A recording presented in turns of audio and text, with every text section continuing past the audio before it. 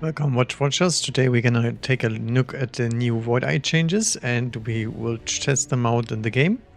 Now, we did get a bunch of changes. The first one is the range increase, which we will try if we can leverage that in the early game. And I did actually take off the aerial mode because that got nerfed even more.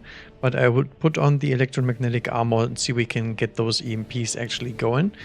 The idea here is we have the range and the suppression shots for the max range build together with charge shot for the massive attack boost, which they might need now since their attack is now 917, which is pretty low. So we'll see how it works out and we'll jump right into the games here.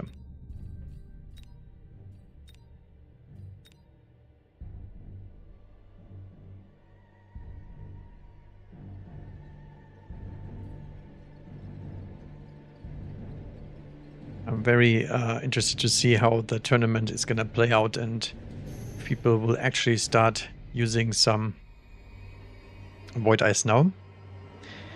They might not sure about that one.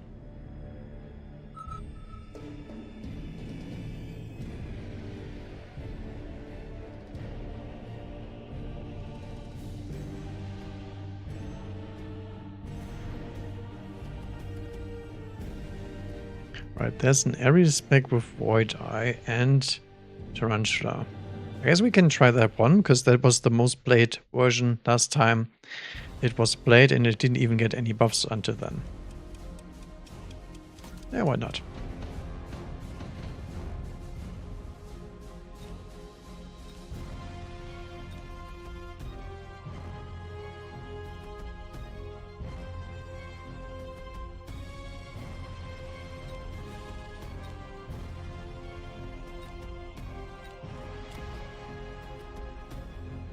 Okay, he has spider speed, no assault marksman here.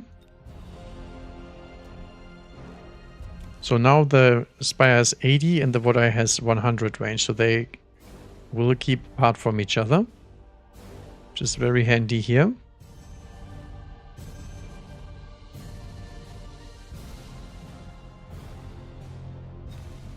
I'm guessing we probably have to go for a rather aggressive position. Otherwise, we will have some trouble.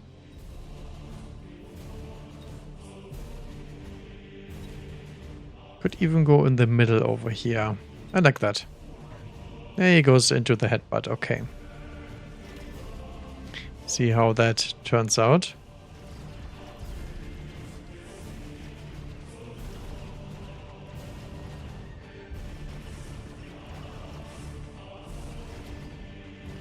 Okay, we do clear the chaff, but can we kill the spider with the remaining Void Eyes? It's kind of iffy.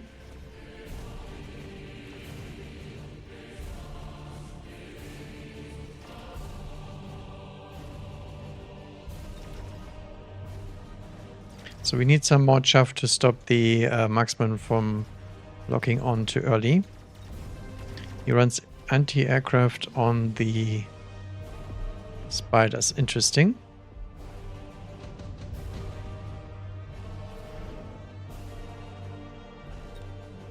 Improved firepower control, also pretty nice. And Rhino Assault. Deployment module. I think I will probably take the Rhino Assault still. Somewhere over here.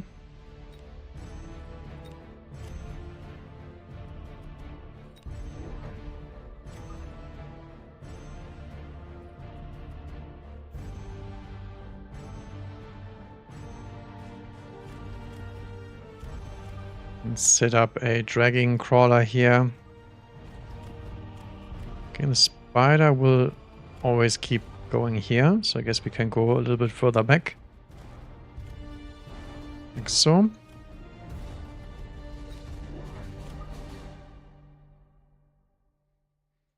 then we need additional crawlers coming in for later.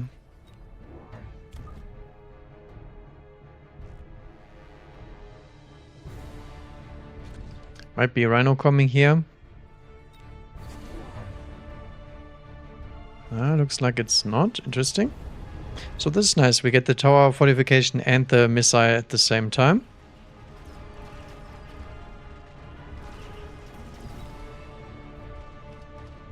Look at that. Now the Void Eyes actually stay behind the Tarantula like they should. Very nice, very nice. Good change here already in terms of outcome. And there we go. The Rhino will take out the tower no matter what.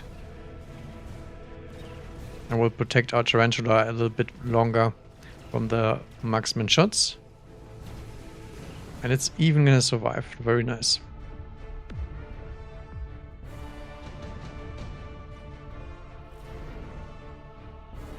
Laser sight and photon coating. Photon might be nice on the Tarantula here since it's taking the brunt of the damage, but I think laser sight is probably necessary here. So we can hit the incoming units as fast as possible.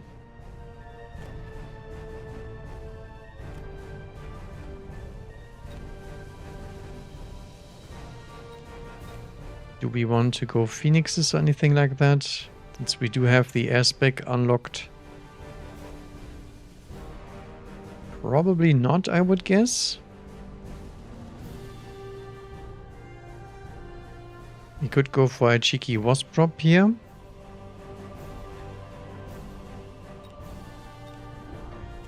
I think I like the steel ball for now and just take that tower down.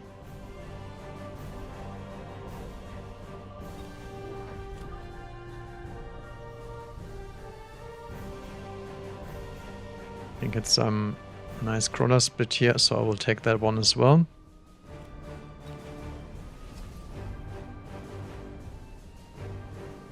Then probably one more spider is in order. Maybe I should have put the laser sight on that one. Yeah, could have been an option.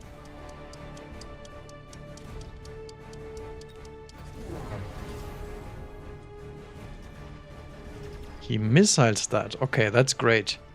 I didn't even buy a beacon and he still will make use of that. Okay, my steel bolts got countered, so he does protect his tower even though he just fortificated that. I think that's rather questionable, but his choice. Okay, Void Eye's doing just fine. Look at those two hero fangs. Those will take both one shot. And hopefully the Void Eyes at some point will shoot at the marksman. They do. Okay, so the steel ball blade did not really work out here. It's deploying lots of units everywhere. We could go for the rhinos, we could go for the sabers for some instant locks.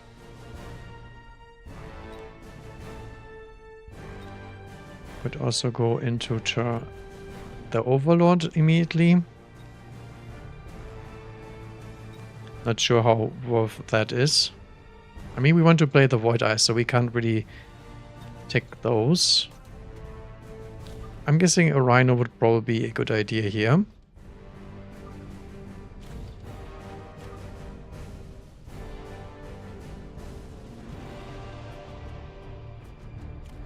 We grab that here in case he goes for that missile again. We might get some value from that. One over there.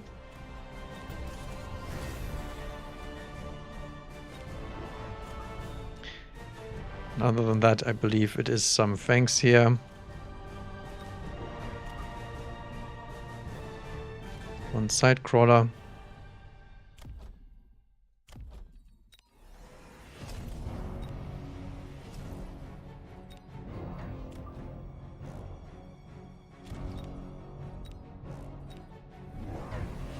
Okay, he does missile the steel balls, but he does miss the rhino because of that.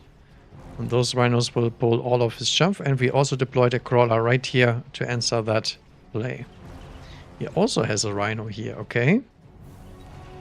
We do win on all of fronts here, my goodness. There needs to be another Void Eye here, most likely.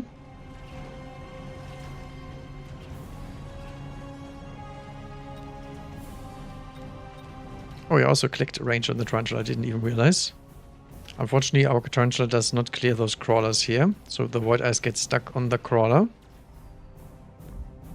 And the HP buffs here, not really doing anything. anywhere. Okay. Nano repair, improve firepower.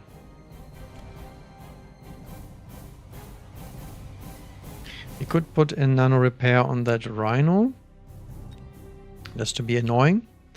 Or we just go improve firepower to scale our tarantulas, since those have levels now. I think I'd rather do that instead.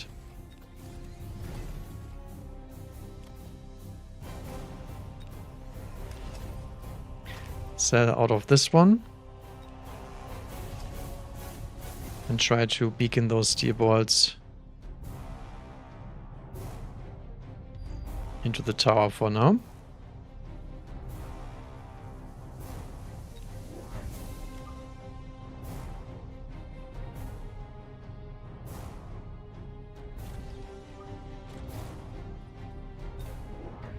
And then I will probably hit the range or the suppression or the charge shot.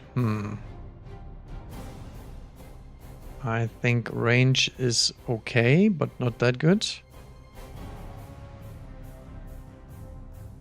I think I will actually go for the charge shot and see how that does.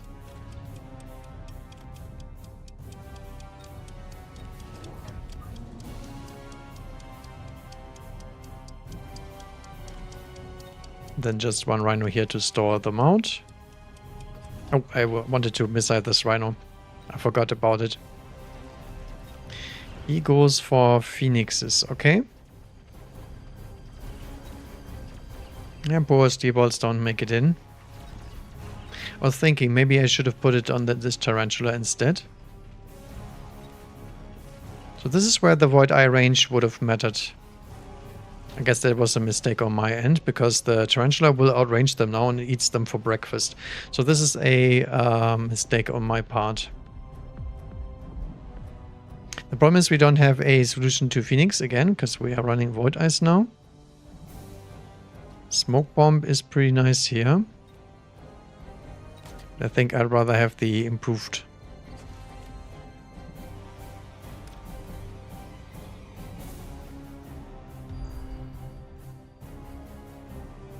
I think that rhino can go away.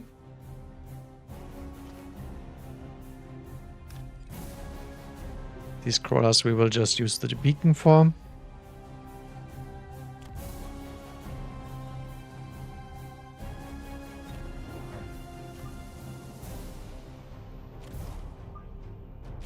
Get some Void Eyes into that corner.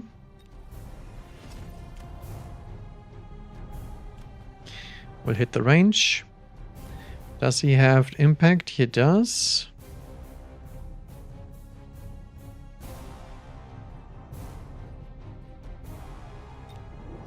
I think one more tarantula probably in order.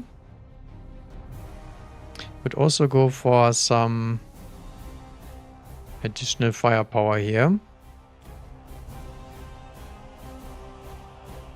Yeah, I guess why not. I don't really care about the phoenixes for now. Maybe later. Okay, he does shield a lot here. So he expected me to take the smoke bomb. And now the Void Eyes actually do get in range of that rhino rather quickly. That's nice. One of our tarantulas here got sniped, so we might need some more chaff there.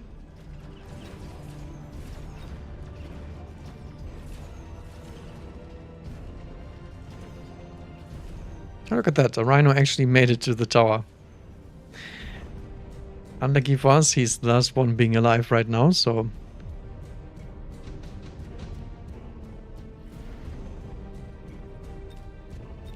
Vulcan, Fire Badger, Sabertooth, Arclight. I wouldn't say any of these are that interesting. Maybe Fire Badgers on the flank supports? Maybe?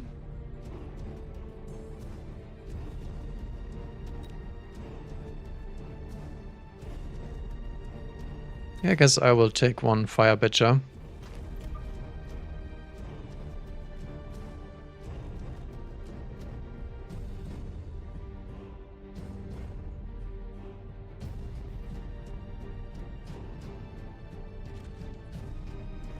Over there.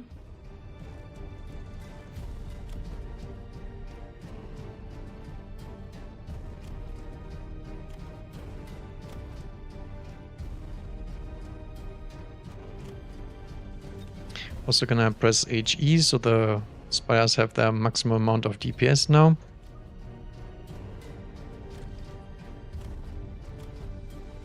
Trying to stop that spider from locking in. Protect the fangs.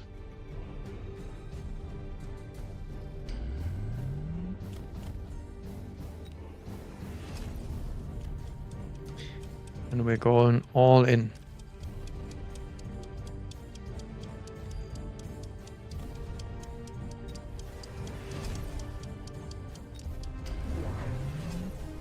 Okay, Rhino disappeared. Missile on the other Rhino.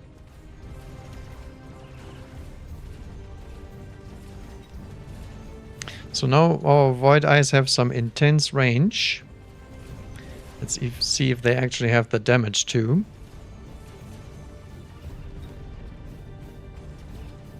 Doesn't look like it. But I mean, it's level 1 Void Eye versus Saber, so not really sure about that. And I think that's GG. But at least we did a full commit here. So it's the usual problem. Phoenix just 10 out of 10 unit. Doesn't require any upgrade to be good. And Void Eyes do not.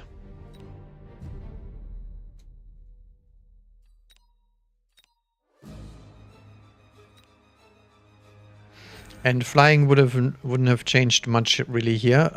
We couldn't get to the front line in time, no matter what we did.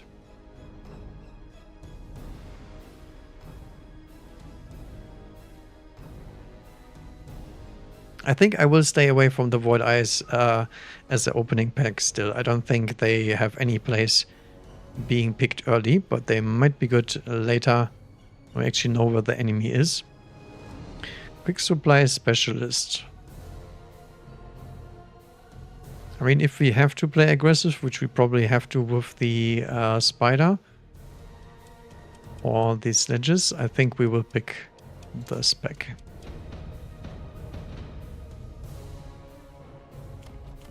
He's going for Void Eye, which is still good into Hound, I think. But there is a breaking point here. Doesn't one-shot them anymore.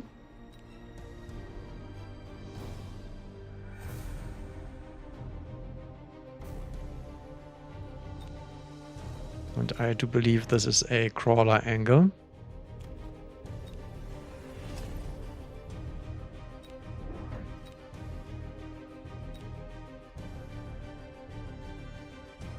And other than that, we're going pretty much to the front here, if we can. And he goes for a defensive position with Void Eyes in the back. Okay. He's cost controls back. Shoots out another sledgehammer. That one we do like, because that's something the Void Eyes can kill. He does run the aerial mode, but he is missing charge shot, so he's lacking a lot of damage. So this is where the attack decrease will come into play, because sledgehammers are now quite tanky against them, and they can't one-shot the hounds either. So I think their early game matchup is much worse now because of that. Whereas before they had a pretty decent damage output without any upgrades. So we'll see how it turns out here, but I don't think it's gonna be a buff in general here. Sledge is still good against hounds, so not as significant here.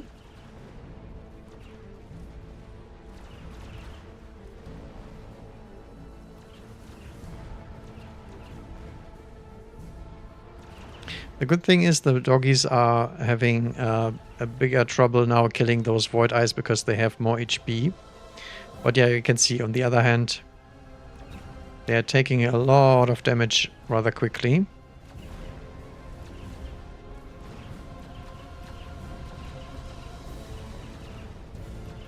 But the range keeping them behind here is really nice. I have to say that.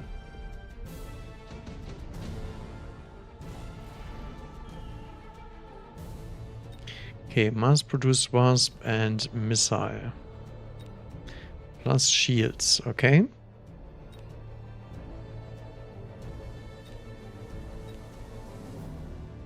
I think I might skip out of those.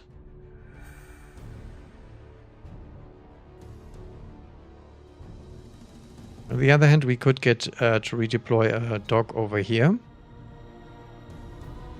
And then move it up the flank. I think I like that, actually. So I will take the doggies with the deployment. Put them down here, and then we can move them up the flank with the deployment module later. If we would want to do that.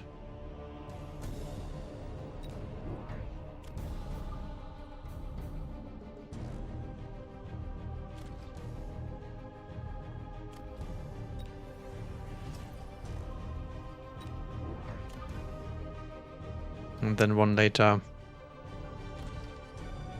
Crawler here. Do we do any upgrades? I mean, if we get a defense upgrade in, we don't die to the attack. Yeah, I think I like that, actually. Did he go for the attack? He did not. Okay, but it's gonna get value against the Mustangs anyway. That's nice.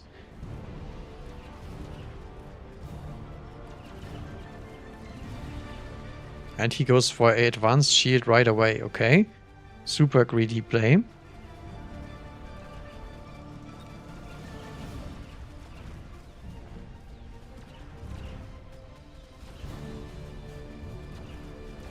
But my shield break is quite terrible, so I guess that's why. Which means we probably need our Void Eyes. Ah, this is terrible. This is exactly the value you want to get off a shield. So if this stays alive, this is perfect for him. Tons of tempo for free. Okay, Sandworm, Typhoon, Phantom Ray. I mean, the Phantom Rays are okay for one round, but other than that, they probably lose. Sandworm is pretty okay, because they don't have the charge shot. So I think we could go for that one, actually. It's quite a nasty unit. And then we can go for the Hound switcheroo that I was talking about. And do not have any warp in time.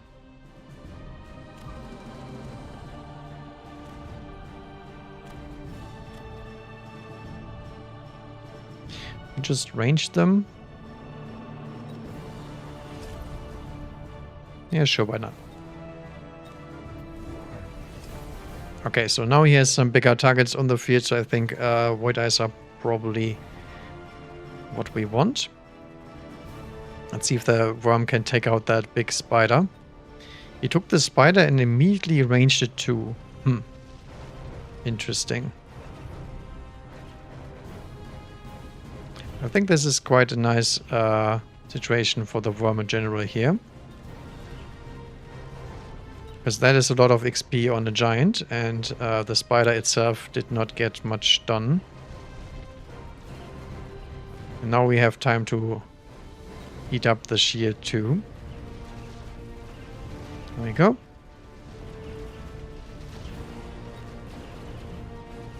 As you can see here, Void Eyes don't deal that much damage anymore, so they have trouble killing the worm. And I believe that is enough for the worm to level, which is always something you don't want. And there's an absorption and a super heavy, so we can make it super annoying to deal with. Do we go absorption or do we go super heavy? I believe absorption should be fine.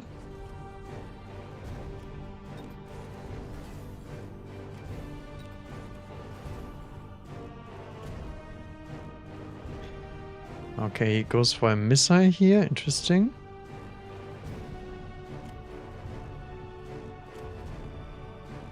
I'm lacking a little bit of money. I would have liked to click Mech Rage on the dogs this turn.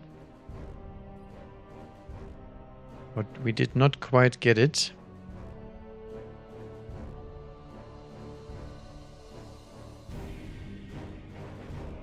If he ever over deploys here, we will just move the dog away, which is the nice part about that. So we'll add some crawlers here to finally defend the tower.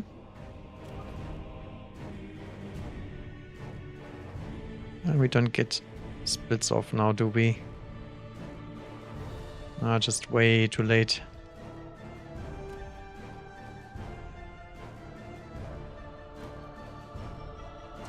We get the mech division too. I think we will keep the worm as is for now.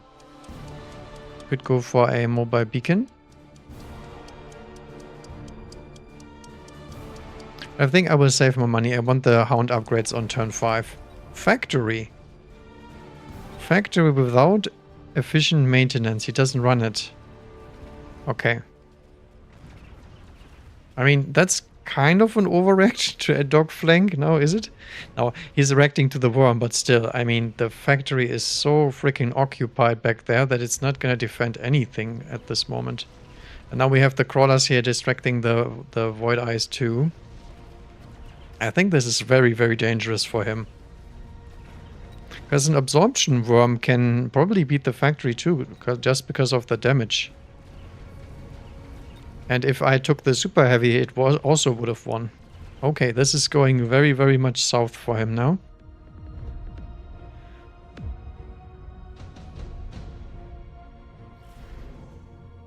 I wonder if he will keep that factory. I really do. We could go for the Wasp here. Doesn't have any Mustangs here yet. Typhoons are okay. Farsia is also doable. Could get EMP in case he goes for some weird tech here. But the interception of the factory would counter that. So does not really work that well. I think I will go for the Wasp here.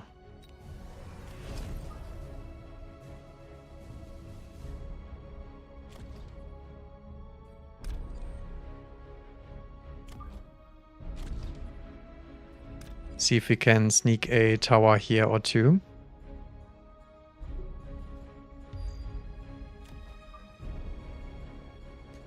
Other Wasp can stay here. Then mech range on the dogs. And if he doesn't deploy more units here, we can just go for the big hitters. Because there's nothing blocking my units from killing him. Here we can get a beautiful split off. And other than that, I think one more crawler here in the middle might be nice.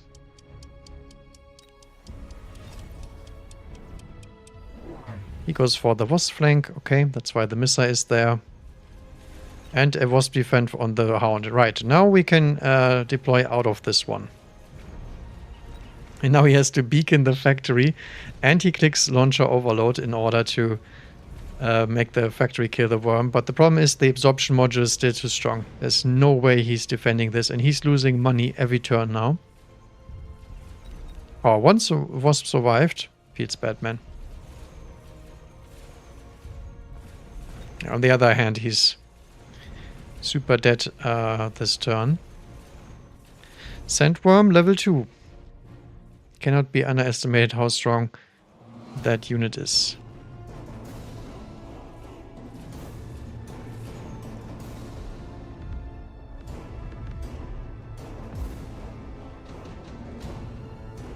The funny part is I can actually fight him with Warfactory here too. But the problem is I want to go Void Eyes, right? So we can't really do that. But this is a great board for Void Eyes since there's big targets to hit and there's very little chuff in between them. So I guess we enjoy that one.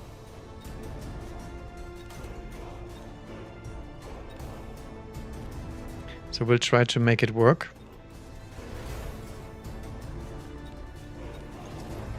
Triple recruit, my goodness. Range enhancement. So now they have 30 more range than the dogs do. We'll try to get that tarantula killed.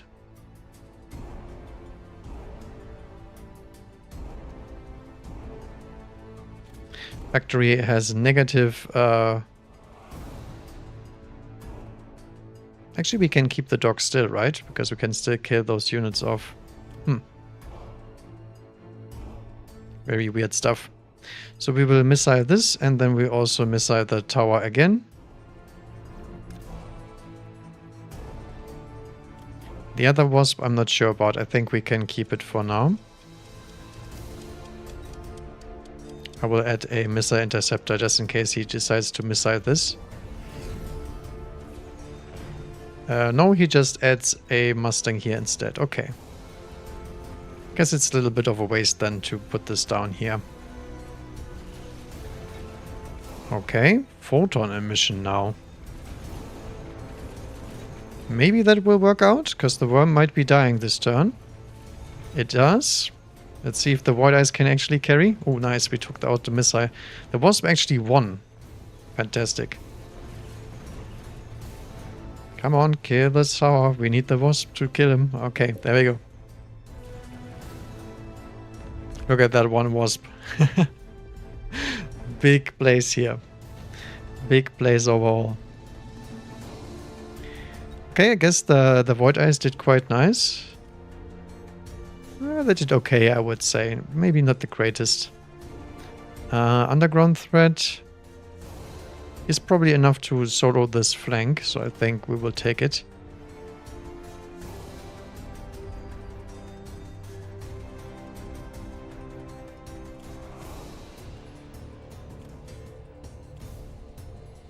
And then I think I might actually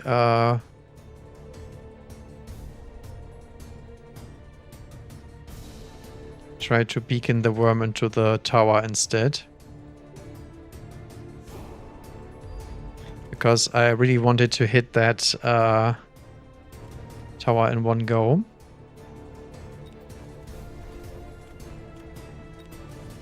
Dogs are performing very well here. I think actually suppression shots or E-mech armor might actually be good here. But I will go for the charge shot meme yet again. We'll add another unit here.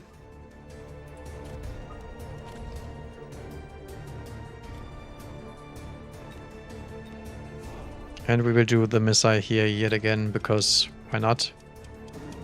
At this rate. Just to slow down the sledges on both sides, and that's it. It goes for another shield here, okay?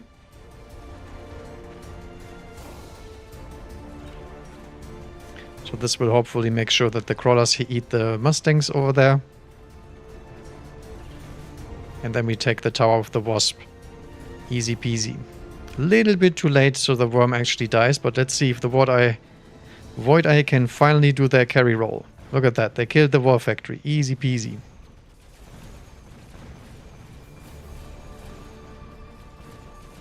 Still didn't get the freaking tower, but now we do. It's about goddamn time too. Oh, he's still alive. But every time he's alive, he's also kind of dying because the factory is taking so much of his money. Vulcan.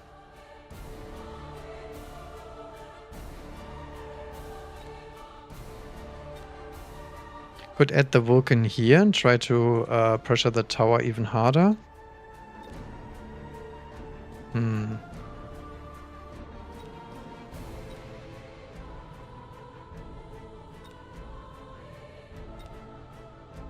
Yeah, I'm not sure about this one. I think I will add the melter instead.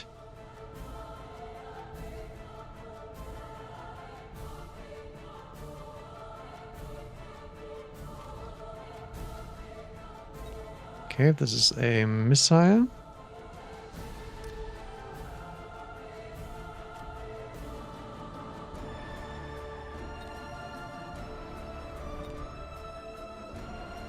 Try to double missile that.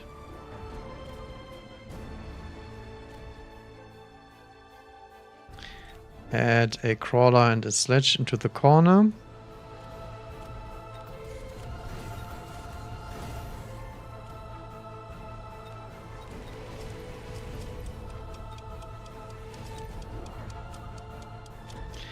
Then we add a second worm here.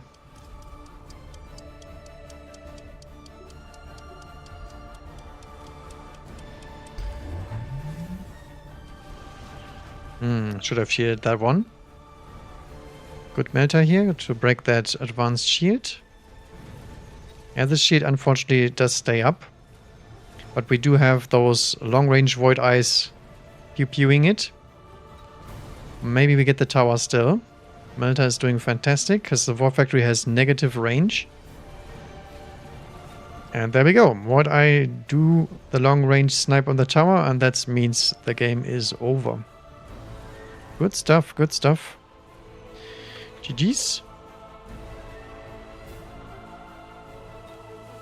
Yeah, that was an interesting one. I mean, I feel like the Warfactory thing was a little bit wonky, to be fair. He was losing tons of money the entire game. And, I mean, the worm still did its job. It still was dealing fine with everything, and it didn't have any upgrades on it. And he did not respect the Wasp at all. They also did a good amount of work here. The Hound's actually performing very well, I would say. Especially considering that he did not have much chuff early, but he added some later, and he also had some Mustangs that we could farm. And even that Flank Hound here with the Deploy module farmed 216 kills over this game, while being absolutely bogged down with units here. So that's some high-level value right there. Okay.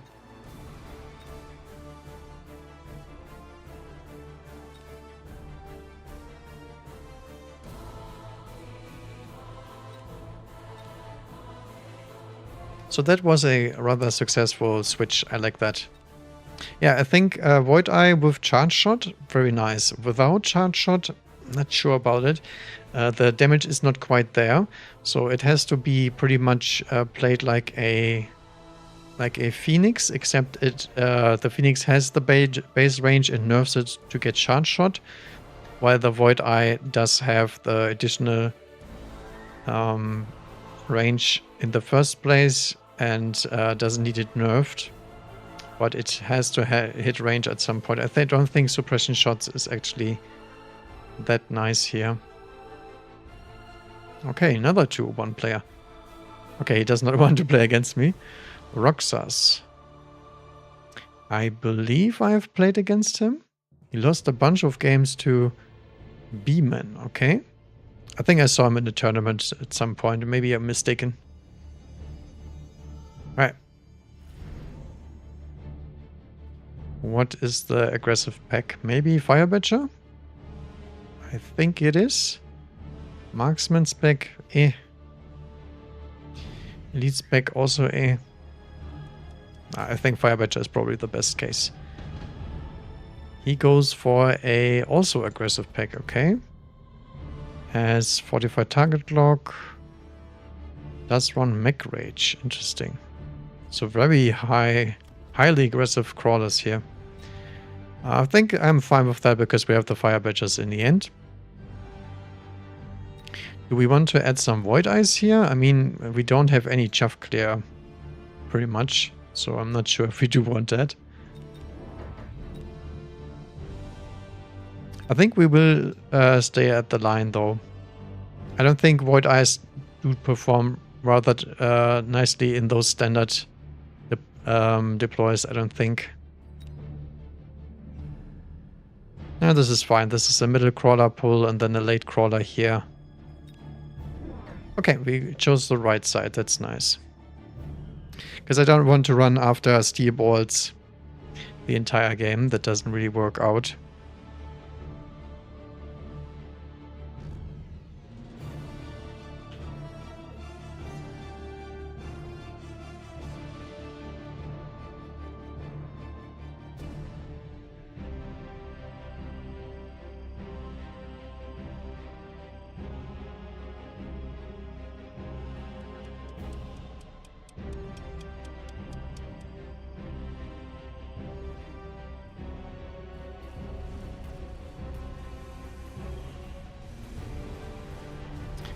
See it. So crawlers are on our steel ball targets. That's nice. Sledges are pew-pewing and not quite clearing the crawlers, which is to expect it. But we can add some fire badgers if we'd like. I always like playing fire badgers, and with the fire badger and sledge frontline, we should have good setup for the incoming voids. But I'm afraid this player is going to cheese some air here. So not sure how that will go. Improved Phoenix, which got recently nerfed. Advanced shield device 2. No, I don't think so.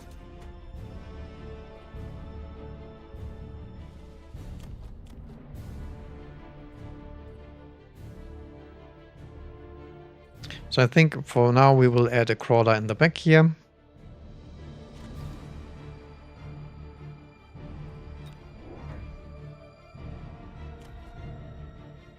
And a fire badger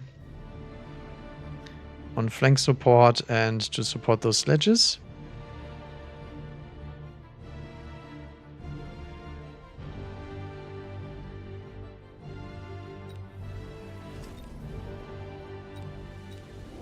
I guess we just grab one Void Eye just to deal with those steel bolts when they come in. Sure.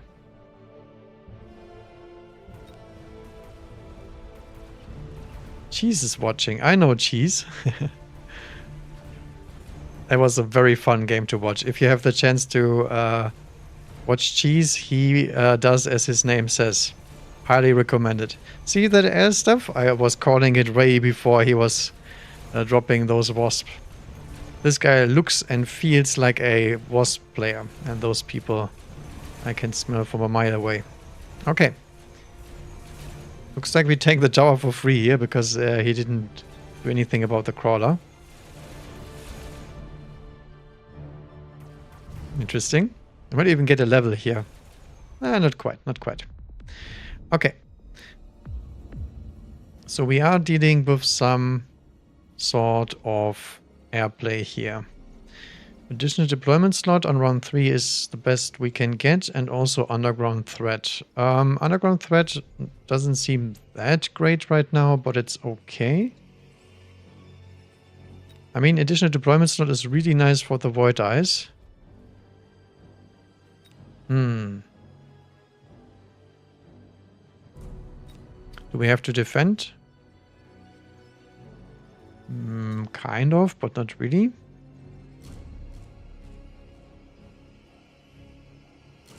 I will take it. I will take it. So what do we want to deal with those? Yes, the improved Phoenix as well, which is going to be a pretty tanky boy. We could go into Wasp ourselves. Probably not the play here. I think we are fine adding some Mustangs for later.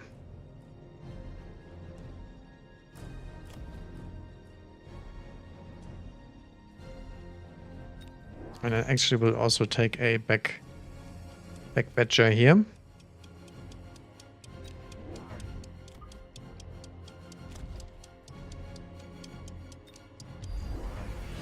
And he does add fangs to the front here, okay? So need another badger here and badger range.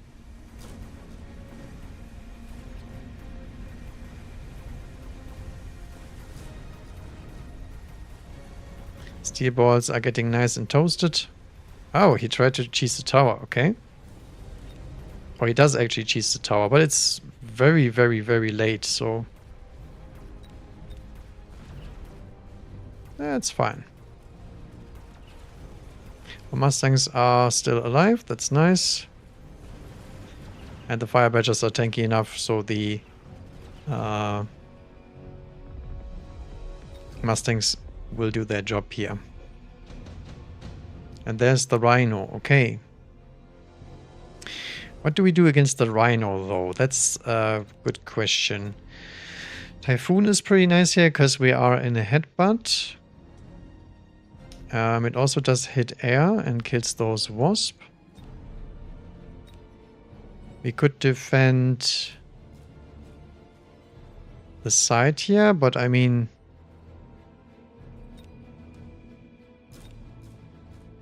I don't think really that it works out too well here for us.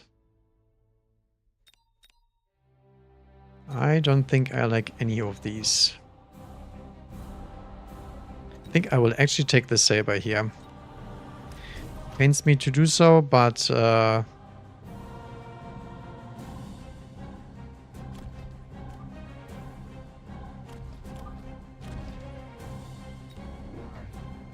what I will do here is add some sabers to the side, so they might stop a rhino if it comes in.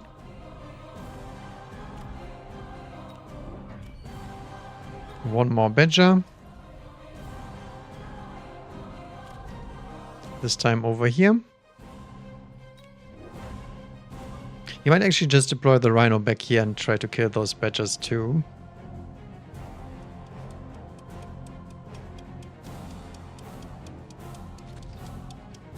I think I will take some defensive measures here and just try to outlast him. Yeah, there's the rhino. Okay. There's a level 1 rhino there, and there's a huge flank here. Okay. Guess this is Cheese Lord's friend. Okay. This is gonna get really wonky. The funny thing is, we do backdoor this tower with the saber to front line. So he's gonna lose his entire main line here. Armored rhinos too. Interesting. I might lose this round because of the Mustangs dying. And he also takes out my missiles. That's gonna be very bad. Yeah, on the other hand, we do not really lose that hard, considering he just took an entire cheese flank. Okay, maybe I should have taken the... I was thinking maybe I put down some typhoons here, but decided against it in the end. Light manufacturing on 5 is a little bit greedy.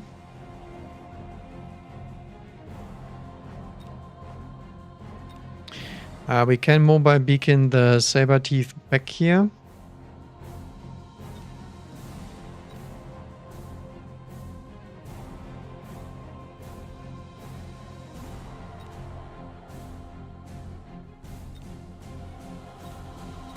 I think I will actually do so. It's exactly the way why they're deployed here.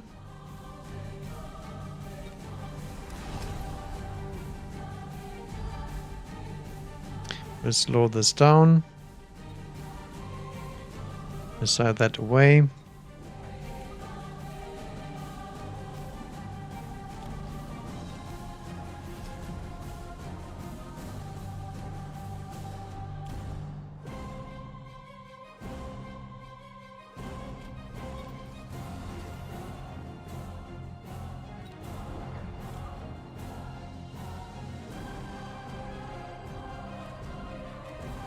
Can sell out of the flank badger for now because we don't need it.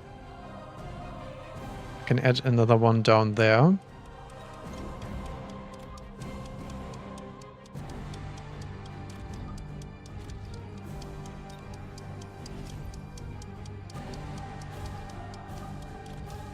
Let's see how that does.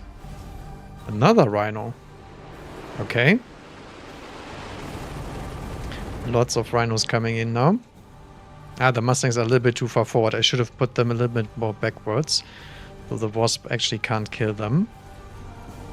I was thinking about adding a fortification to the tower. I completely forgot about it. Should have done that.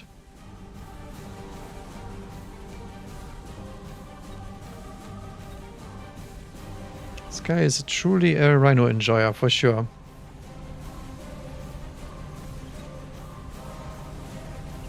I'm not sure how we force Void Ice into this, because we have a lot of stuff to deal with here. And the Rhino play is pretty good against the Fire Badgers just because of the armor tech. Yeah, I think I should have gone for a Wasp myself. I think that would have done very nice here.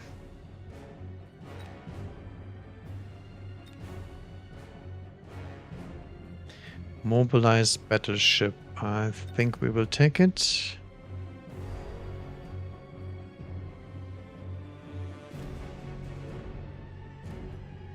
So we will attempt to outcarry the rhinos and see if we can actually manage to do so.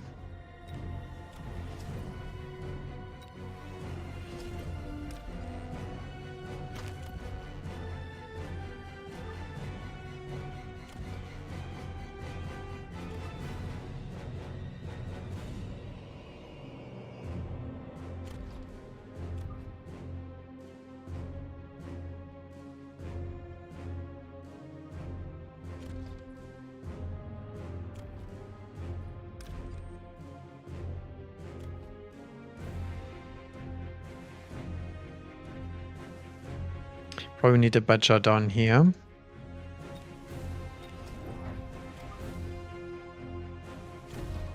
Yeah, but that Mustang is a misplacement for sure.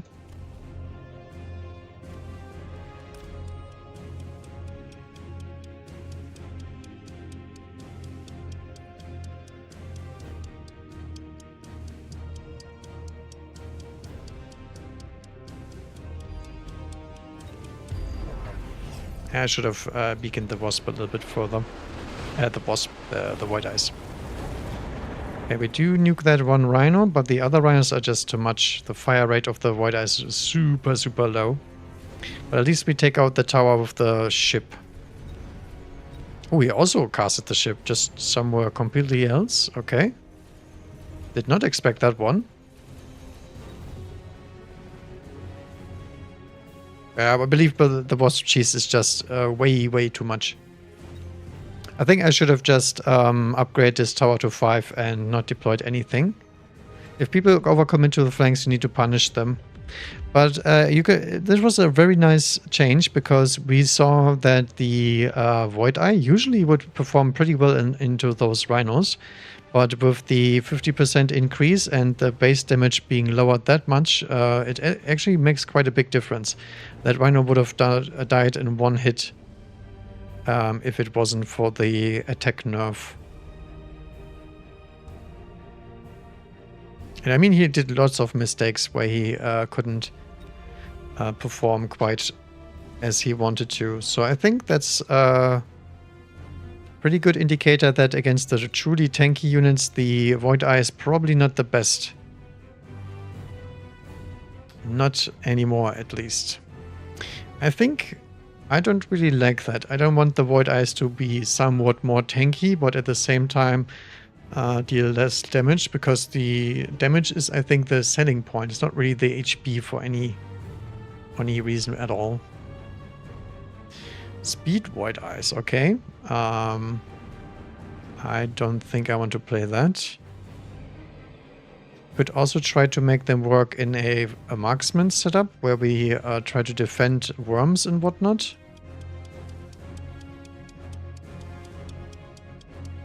I think I will try that. I don't really want to play another aggressive sledgehammer opener. I'd rather have some dog packs for that. So let's see if we can do that. He has a very standard pack as well. Okay. Do we go crawlers into that? Probably not.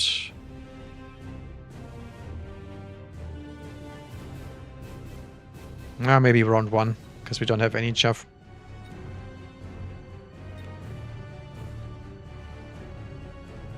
Yeah, something like this.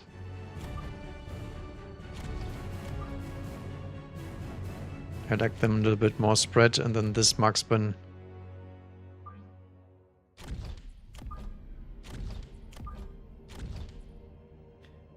A little bit more forward.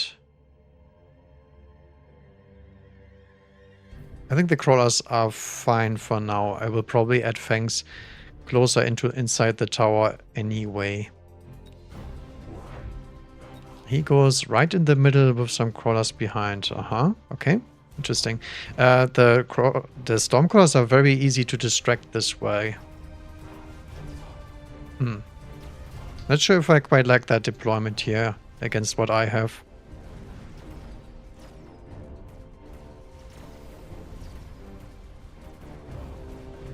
Okay. One sledge line lost, but we do have one sledge left. Marksman gets absolutely blasted though. Ooh, he did actually die just due to the placement. Feels bad, man.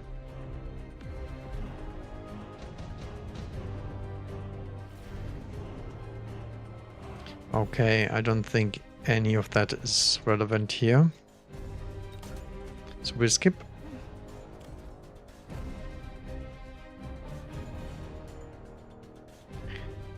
What do we want here? We could just get a distraction crawler out straight away, because that is pretty high value right there.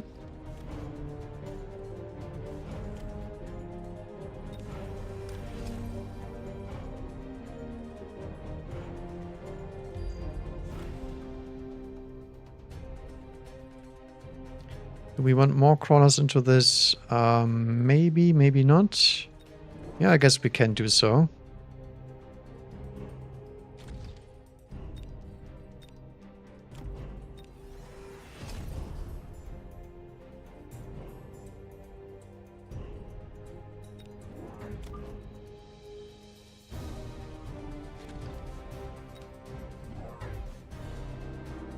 Alright, Typhoon on the flank here. Okay, so he's setting up some sort of aggro play. Interesting.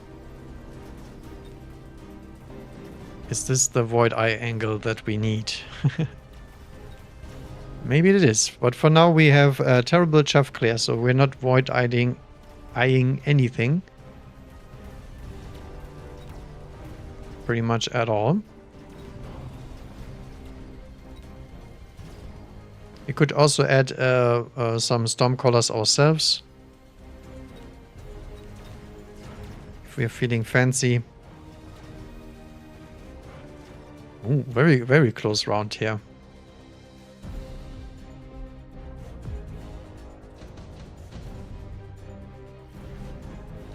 Okay, there we go. Do we want to go for Hound as our chaff clearing unit? Maybe not the greatest. Tarantula might be good if he really goes for this Typhoon cheese. If he doesn't, it's not that good. I think I will skip this round. And just deploy the Rays of Doom.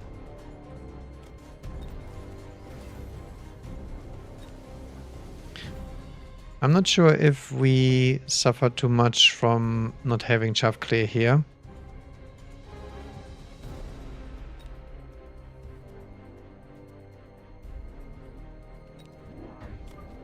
I think I will fill out the chaff for now and then we will take a look.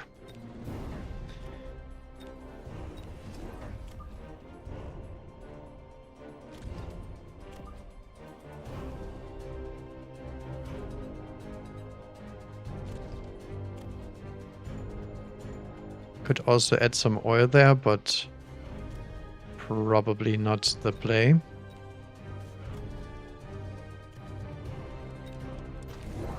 Yeah, he goes for the complete cheese. Okay, so we have to go pretty defensive here, and he also added Void Eyes for some godforsaken reason. Okay.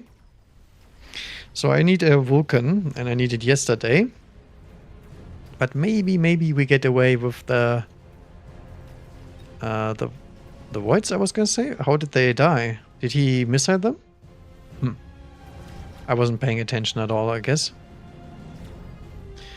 Okay, can we make this work? I mean, the Typhoon has 100 range. I'm not sure if the Void Eyes actually can take him out at all. This is some really weird play, though, I have to say. Nothing expected here.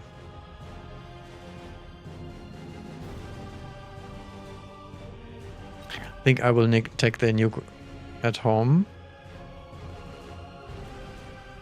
Did he double missile that? Very weird place here, all over the place.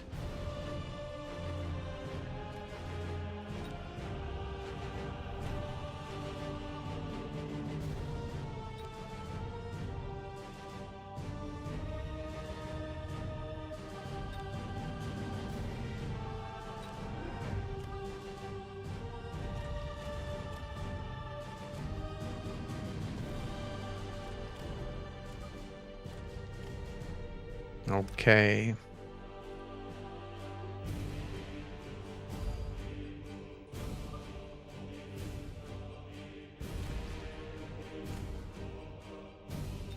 At one not last marksman.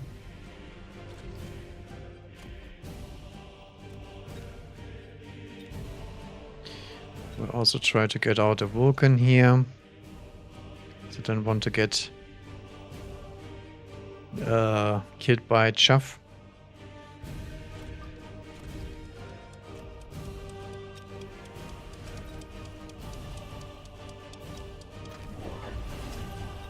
Goes for Phoenixes as well. And a lot of units back here. Okay, that was some high value Phantom Rays right there. He absolutely overreacted to that, and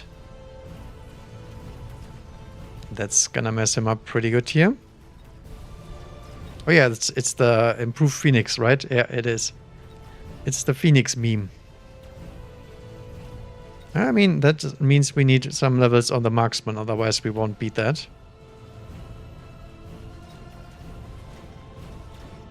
Okay. Very, very odd game, have to say. Like, not what I expected when I saw his kind of deployment. It's fine though. We are scaling. We are trying to achieve things here. So now I imagine we're gonna see some sort of air cheese, because that's what these players always do. Laser sight. Ooh. Factory shield airdrop is actually quite nasty against me. Might actually drop the laser sight on the Vulcan so he can hide here behind his buddies.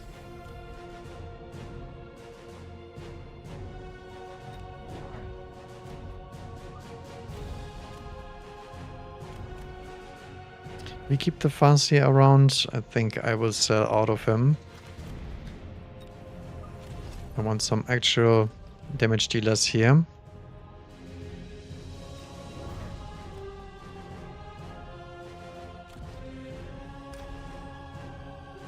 So its crawler is gonna be nice because he needs some sort of distraction for that. I believe there's gonna be a shield airdrop here. So I'm not sure if I do want to do anything about that. But we can actually pull down a oil here and try to stop that.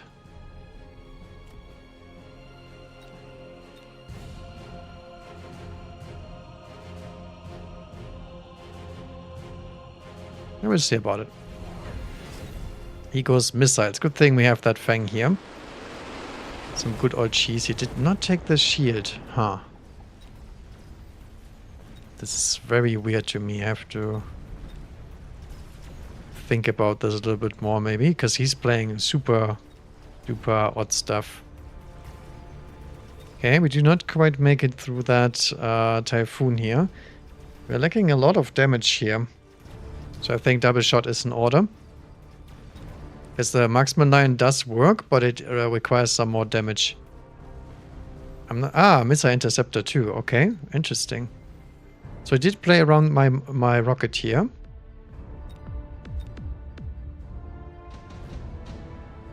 Very, very weird place here. Could try to defend with rhinos here, since the typhoons will have some trouble killing those. So I will add one into the back line here and one to the front.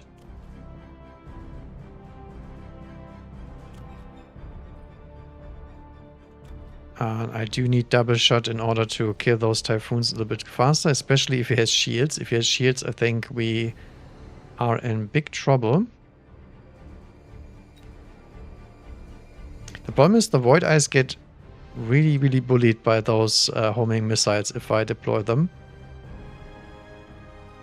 So not quite sure how we gonna survive that one.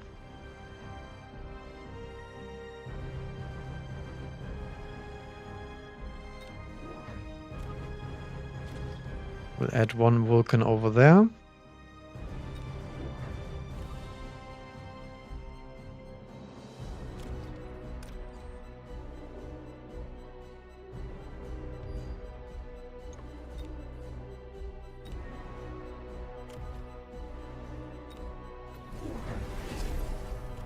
Okay, did upgrade that Typhoon. Oh, actually that Rhino should have been on this side. It's at the wrong one. That's fine.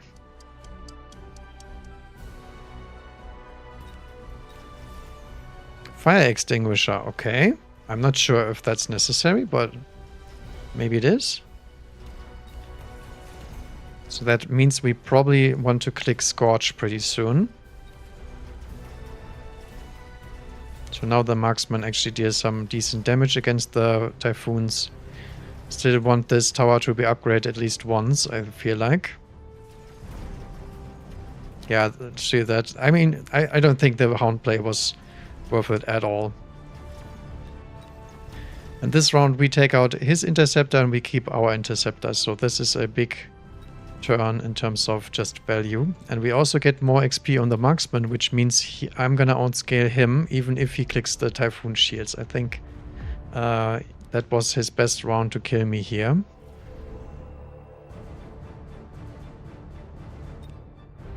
Can we cheese something here? Yes, we can. Let's see if he sees that coming.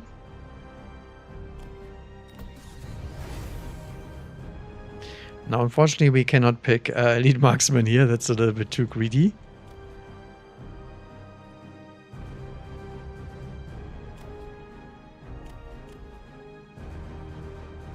Probably need a crawler in front here. Just to stop this from happening. Missile this, missile that.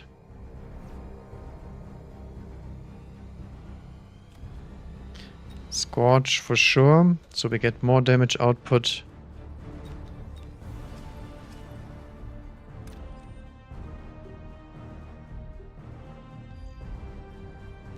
Escape with the beacon.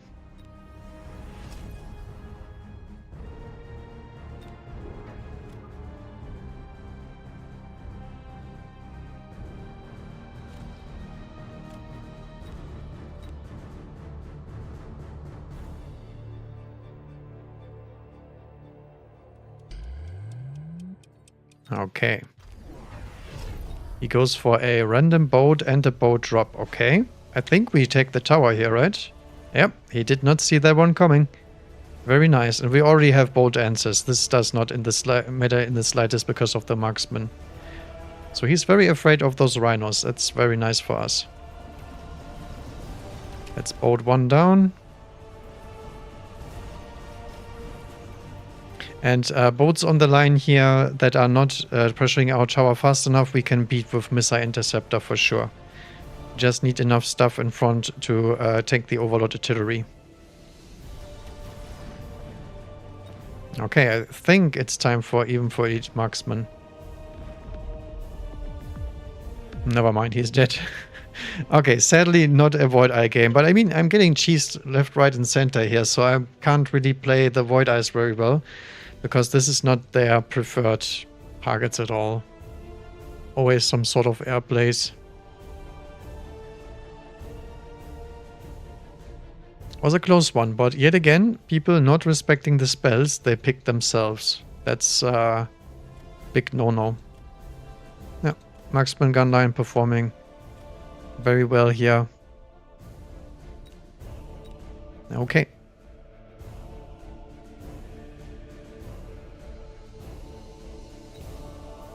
Okay, if it doesn't work again, I will probably just switch accounts. These are just some high elo guys trying to farm the poor guys that try to actually play the Void Eyes. Because they're just not that good. Not in this kind of thing. Oh, cursed actually. Cool. What's up with all these people on Fridays? Oh, 25. Feels bad, man. I've been there. That's the placing you get if you pretty much lose early and then you try to stay into the tournament. Okay. Do we have... Oh, we have some aggression here. Maybe we can make this into a Void Eye board with the speed spec and the sledges. Area spec also possible. But I hate the Sabertooth starters. I think I will go for the speed spec. Why not? Ooh. Against Void Eye 2. Void Eye and Tarantula. I think that's a pretty good matchup for him. And supply spec, so he can even go for the Phoenix Cheese straight away if he wants to.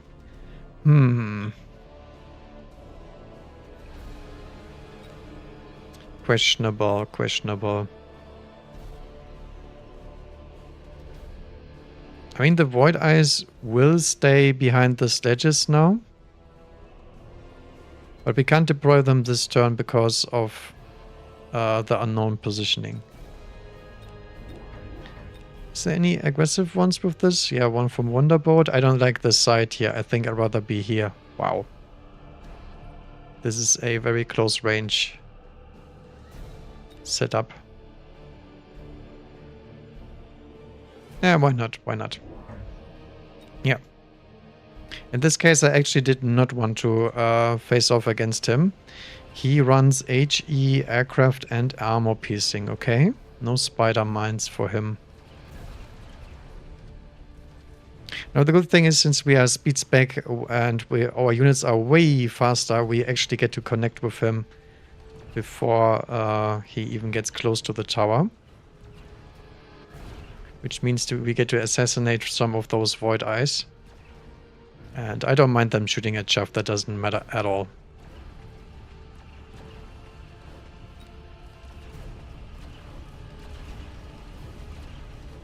Can we take down the big boy? Yes, we can.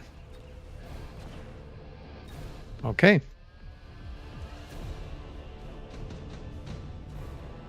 This looks more like a carry sledge game, to be fair, but... Ooh, do we want to add a Stormcaller here just to held those units down?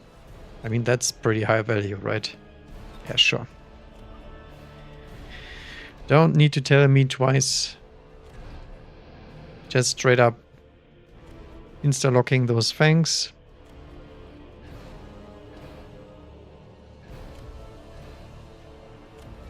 It's pretty hard to flank him here.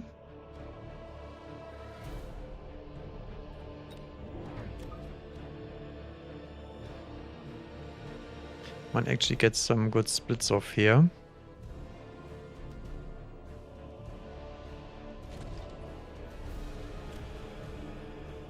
He's probably gonna defend the tower with a upgrade. So I believe Steel Ball is in order. Yes, sir. And there's the Wasp Cheese, as always. These people always go for air. This is super annoying when you're trying to play Void Eye, but that's okay. I am used to it. That was the exact same problem on the last patch. As you can see, Void Eyes staying behind the Tarantula still does not matter. The Stormclaws will still kill them off very easily. But we do lose the round to the Wasp here.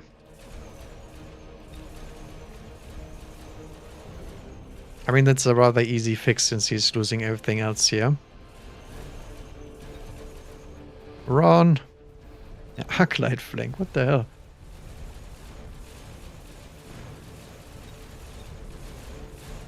But yeah, that Wasp is gonna get a level.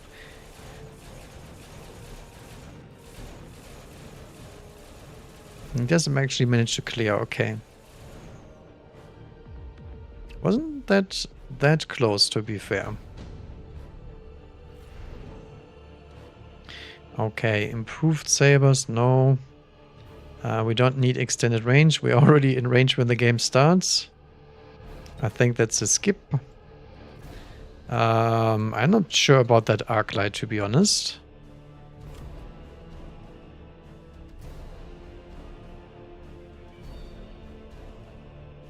I mean, I can deploy another steerboard there. If I really want to.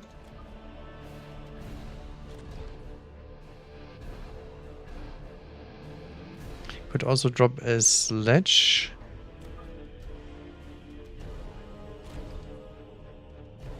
In case he does some weird stuff.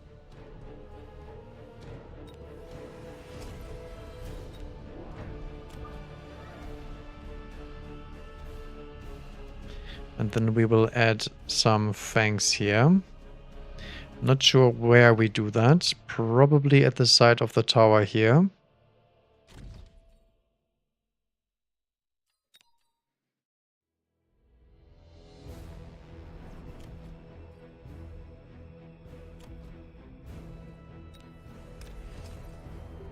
And some oilage.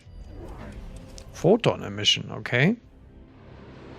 I'm not sure what he's trying to fight there with photon, because fangs will die either way. And when the photon wears off, the Stormclaws are probably targeting something that is going to die in one hit. Yeah. I guess one of the Void Eyes did survive. He did not manage to deal with my steelboards for some reason.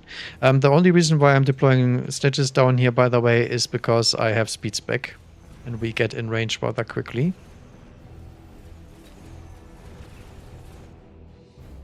So it's pretty much rinse and repeat of last round, but I think that's fine for me.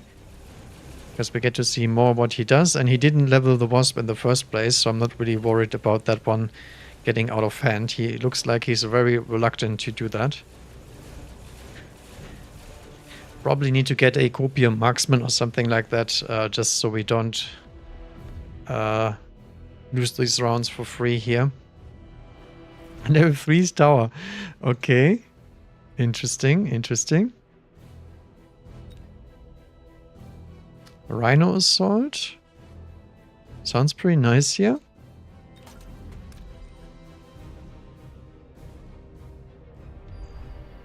I will drop that straight into the Wasp.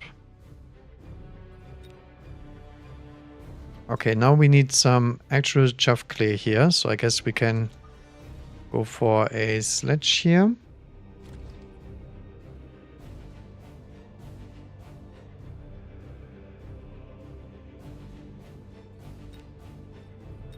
And then I will finally add some freaking Void Eyes.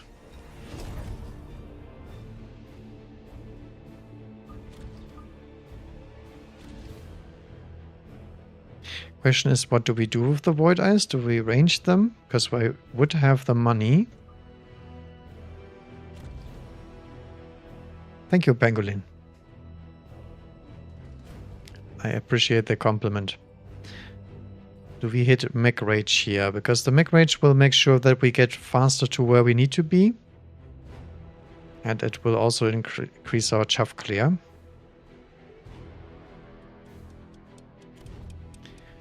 Probably not. I mean, we have to commit to the Void Eyes, right? That's our main objective here. Does he level the Wasp finally? He does, okay. It's about goddamn time. And he oils me as well, okay? I mean, he upgraded the tower to 3 and oiled, so that's very, very expensive to do, so... I wonder why he doesn't buy a range for the spiders, but he might also wonder why I'm not playing anything into the Wasp. The best thing is the Steelball, by the way, just still takes out the level 3 tower like it's no problem, because it's Steelballs. They are a little bit bonkers like that. And then we lose to the goddamn Wasp again.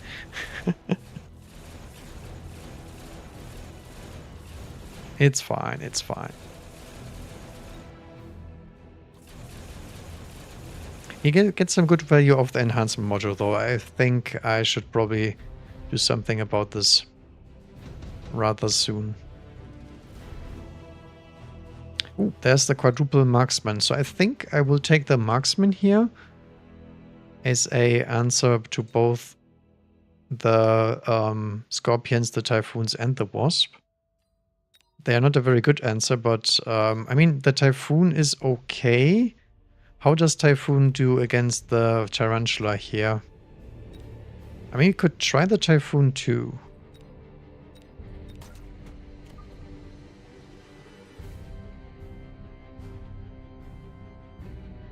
Could make them split here.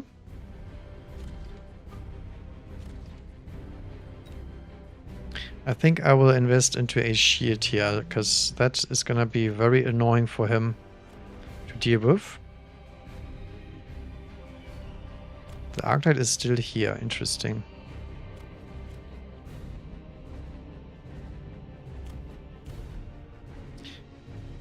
I do not know if Mech Rage is worth clicking here, but I would really enjoy it if I could. I think I will wait for one more round, just in case he decides to do something funky.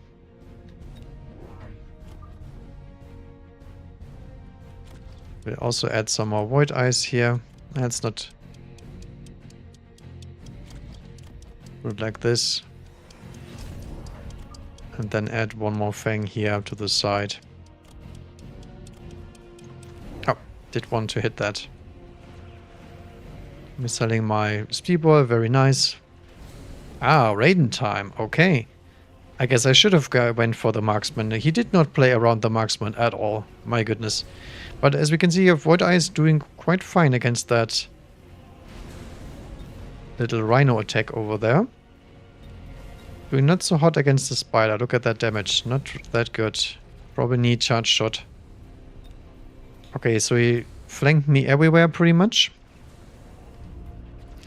I do believe, however, that the Void Eyes are okay for breaking shields, so we might get away with just dropping hackers here.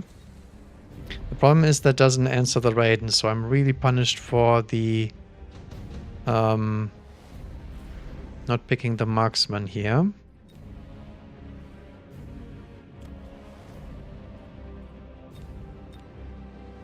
He's sold out of the wasp too.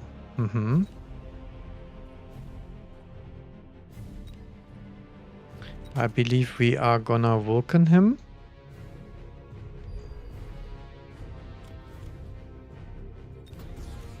Void Eyes all get their upgrades, of course.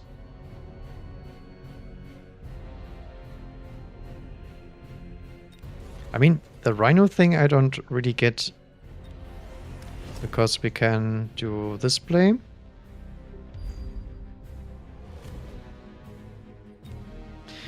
What do we do about those Raidens? Could go for boats.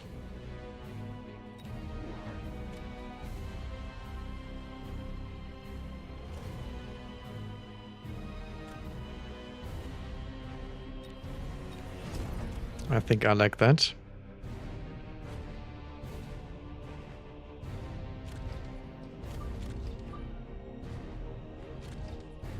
That's a little bit too close to comfort, but we'll see how it does.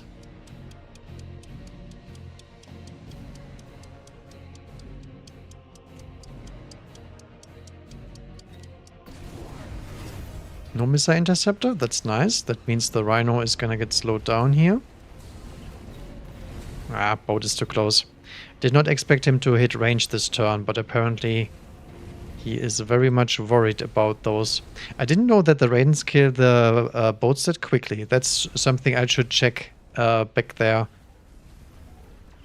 when I was putting them in front. Because everything else worked out. Just the overload placement or the play itself was not correct. Bottom side also lost due to the steer balls and whatnot. Yeah, that's rather unfortunate, because now he gets to get a bunch of levels too. Okay, the level 2 Raiden did not level.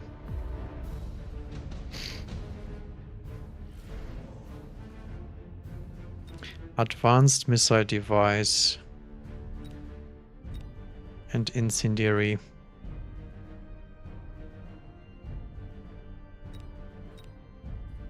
I think I do want incendiary.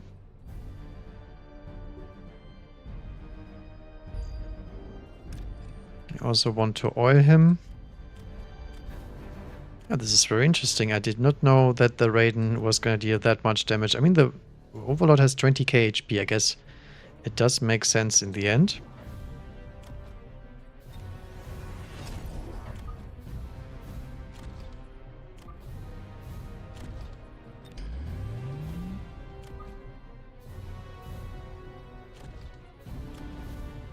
So what we will attempt to do here is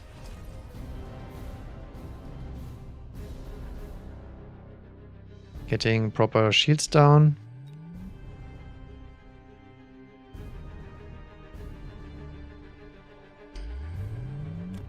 He also does have photon coating this turn.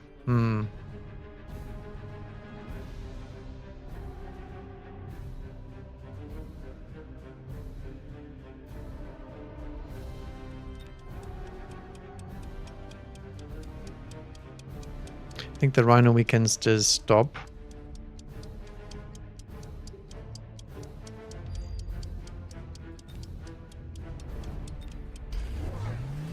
More Raidens, okay.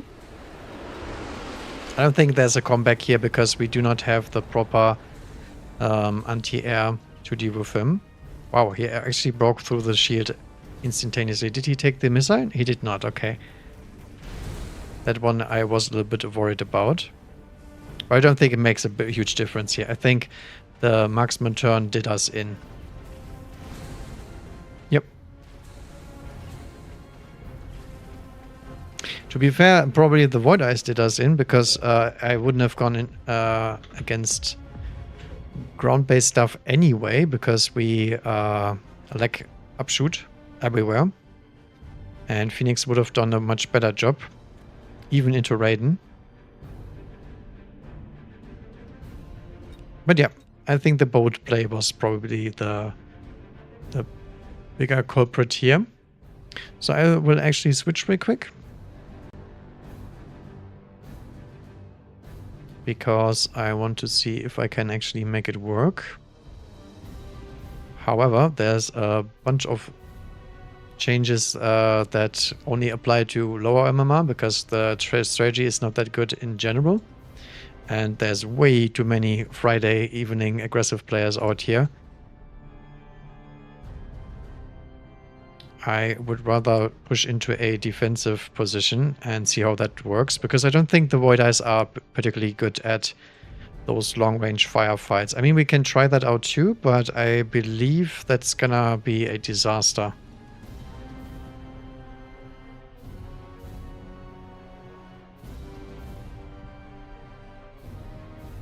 Alright, move them up a little bit.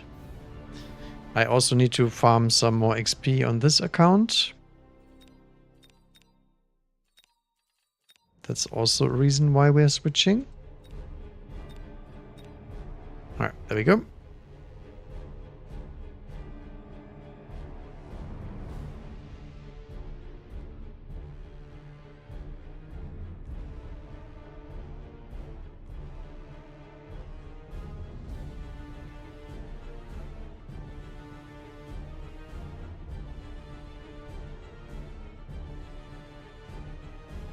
Also, some long-ass queue times here. My goodness.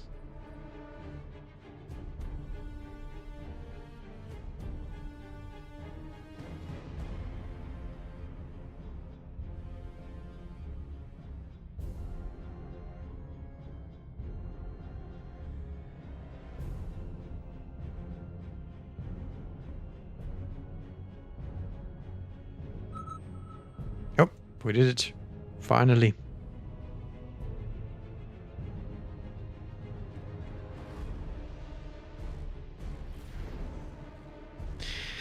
Okay, I guess we can try a standard game here because we have the supply spec and whatnot. And I do not fancy my chances with the other ones. I mean, speed spec sounds nice with the Mustang and all, but it's a very squishy comp. Also a possibility.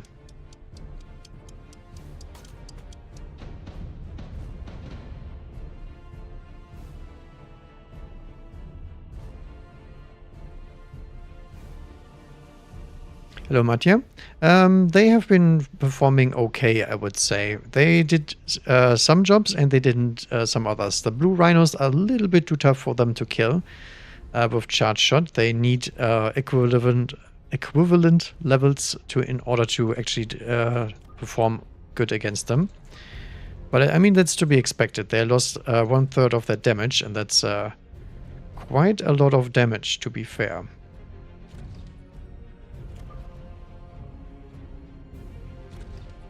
Okay.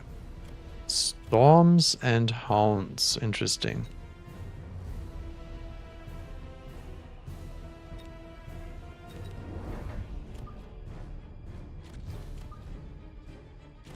So I would say, as far as I can see, they have been performing as I expected. Let's say it like that. Which means not really that good, but probably still capable of making the big plays. I'm a little bit afraid that they lost a part of their niche, which was their high DPS, or the highest DPS in the game. That's the one they lost. And they gained some HP and some range. So range is really nice. That's a big deal. The HP, I didn't feel like it was such a big deal for now. I don't think I've seen much else. But you know, maybe later. I will try them here. Yeah, it's the same thing I was thinking. 10 range is actually quite huge, but I'm not sure if it warrants a decrease of damage that high. Okay, laser sights probably necessary here. Can go for a super long range void eye here. I like that. So let's see if we can make it perform against the hounds here. But we will have to deploy some arclights here, I'm afraid.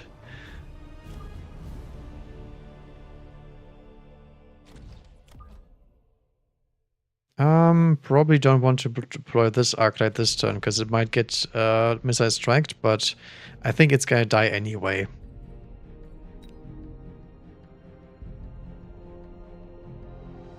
What side is he gonna rather missile strike? This one or the other one? This one. Perfect. Perfect. He also took the laser sights here.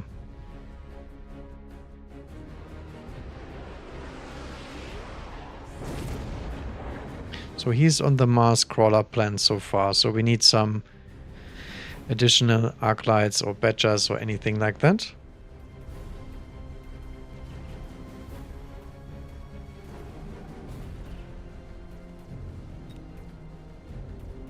I think if they wanted to go for the damage decrease, I would have liked a attack interval decrease as well. I think that would have been a better overall change.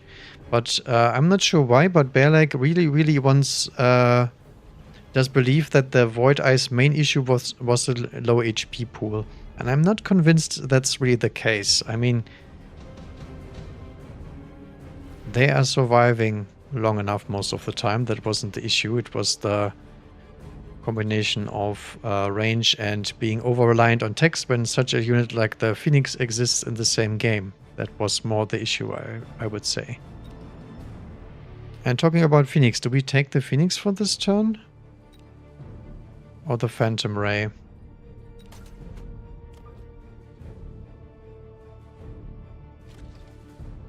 think I would take the Phantom Ray for now. Okay, do we deploy another shield? Do we go greedy like that?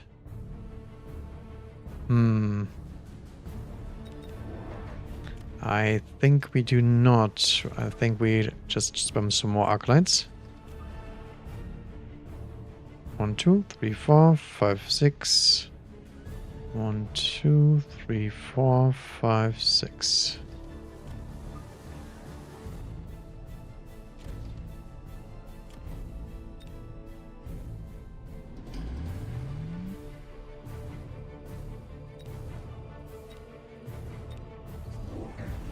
He goes for double Phoenix and also adds the laser sights. My goodness, this guy is a Phoenix enjoyer.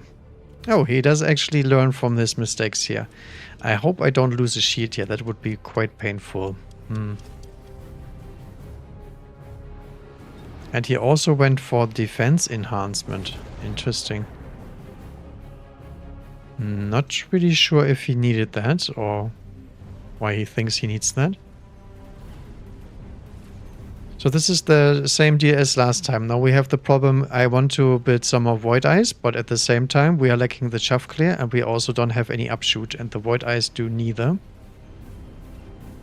So that's why I would rather have Marksman or anything like that. Come on, Rantamuray, you can do it. I believe. Nice. There we go.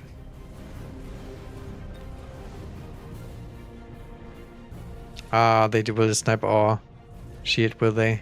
No, no, no. Ah, last minute. Oh well. Oh well.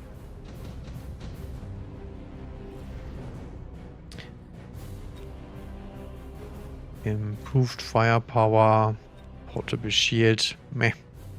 All pretty meh upgrades. The smoke bomb is fine, I think.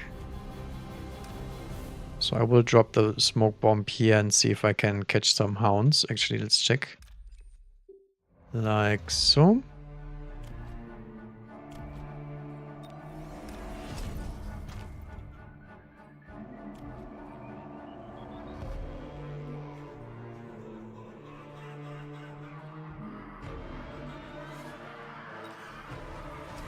We blue. Nah. I believe we just drop the marksman here and that's it. Okay, marksman obviously not very good into missile strikes either, but you know. I think we gotta add some, otherwise we have some trouble later here.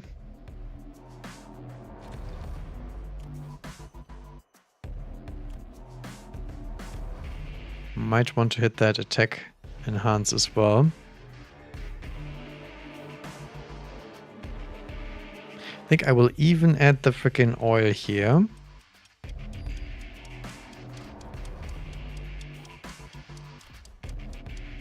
We need promotion on Stormcallers. I think it's good into the Hounds, but not much else, so maybe not the play here. He does not cheat anything and he takes the Hounds into range. Okay, very interesting. And Mustangs just because he's scared. Nice. Mustangs or Arclights would not care as much about, but we might need to have some Fangs now as a backup.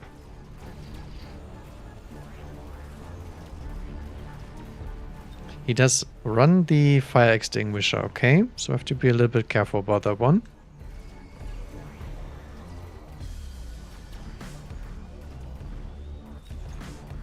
We're gonna lose the shields this turn.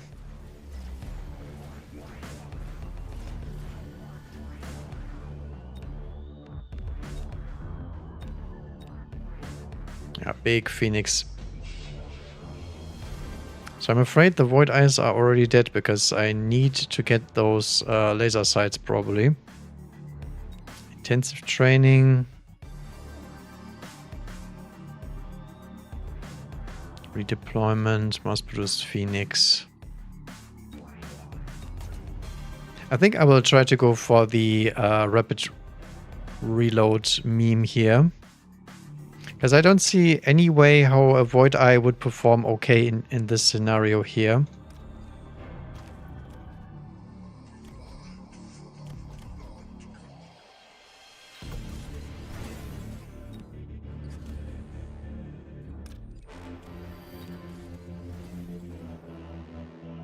We try to get those marksmen online.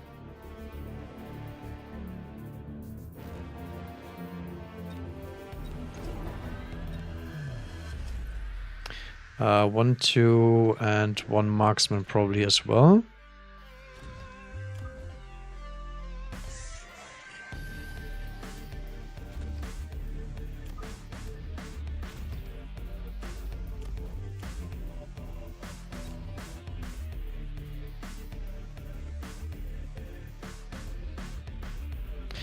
I don't really want to all in here, but I'm a little bit afraid of those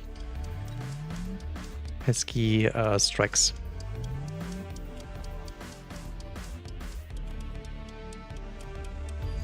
Okay, he does keep continuing shooting those crawlers. Okay, I guess that's fine.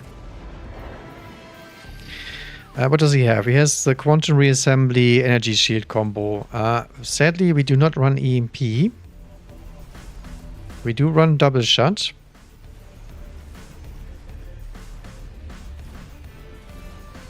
But the main issue is here, our front line is dying really fast and the dogs are performing very well here.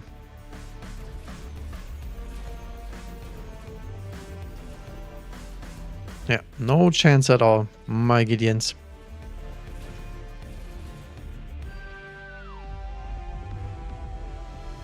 I'm not sure what to do about those either, because the arc lights are not clearing the chaff and they are not clearing the dogs.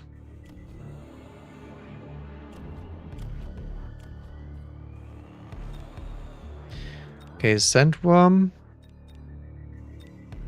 Doesn't sound that interesting to me. Wasp could be a possibility for now, but if he gets more into the Mustangs, we'll probably die to those as well. Actually, let's not put it behind the next to the crawler here. I think that's a very bad idea.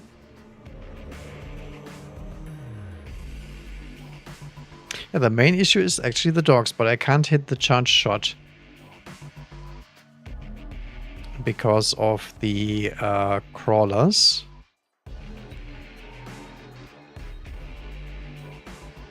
Could drop some sledges, but they're not very good into Phoenix.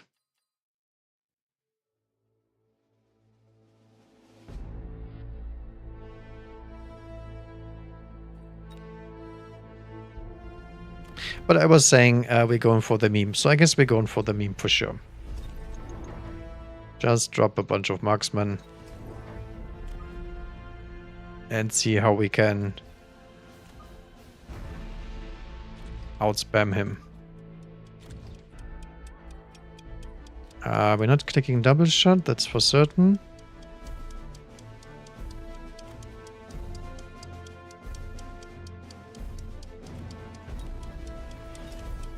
Nah, no shit. I'm gonna say Vulcan is probably the correct answer here, now that I think about it. A Vulcan would be very, very nice here to deal with the dog, since he doesn't have a dedicated armor carrier right now. Yeah, I think Vulcan was the correct play, even though we have arc lights. Okay, let's see if the marksman meme can make it work. For now, they're struggling a little bit against the dogs, but they're doing okay, I would say. Considering that we are that far behind. I'm afraid I'm a little bit late on that. Okay, GG's. Let's try that one again. I want to see if I can make it work.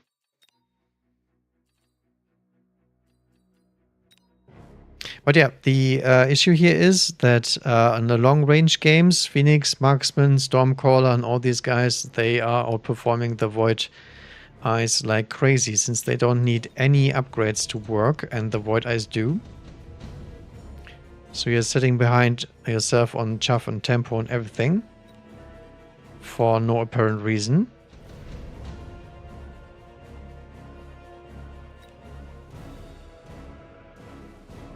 So I believe the Wasp play was still correct.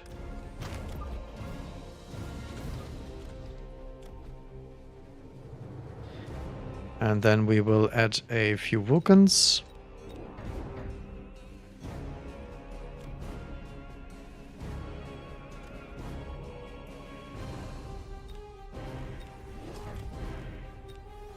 And just see how the game pans out here. Problem is we don't have the charge shot on the arc lights then, but I mean, we can't build everything at once. And then I will try to go for the interceptors here so the Stormcallers do not wreck us. The problem is the quick reload was really, really nice, but Probably not enough since we were not clearing those crawlers. And they didn't even hit loose formation yet. That was pretty crazy. Usually Arclights are pretty good against this stuff, but they don't perform as well against the doggos. They get stuck a little bit for too long, and the doggies, even with just range, clear my crawlers rather easily. So maybe I thought I should think about using those dogs as chaff clear a little bit more than I do right now. Yeah, I guess in this case it would have played out the same. Pretty much. Just too behind with the marksman stuff. Okay.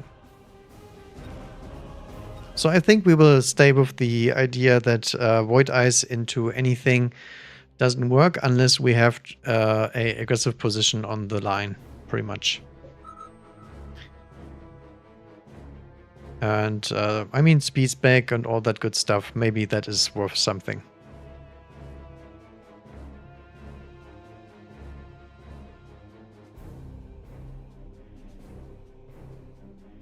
The one problem I have is usually we have to play without them and then use them as a carry unit, while we are also not really that interested into taking them in the first place, because at that point every single opponent so far has gone air, and then we are lacking air. So we need a comp with Mustangs or something like that, where we actually have some anti-air right away. Okay, Fire Badger with some dogs. I think we can try that again. The dog play was actually really, really nice in combination with the Void Eyes. Or do we go for a Steel Ball push? No, I want to try that out. I think the dogs are performing quite good today. Oh yeah, there's even more dogs here. Typhoon spec. Okay. Sledgehammer and doggos. I mean, we can probably just deploy more dogs here. Not particularly interested in anything else. Maybe marksman, but not really. Okay, they are all on the line. I mean, I just said the dog thing was the main problem, right? I guess we can try and see if we can make it work.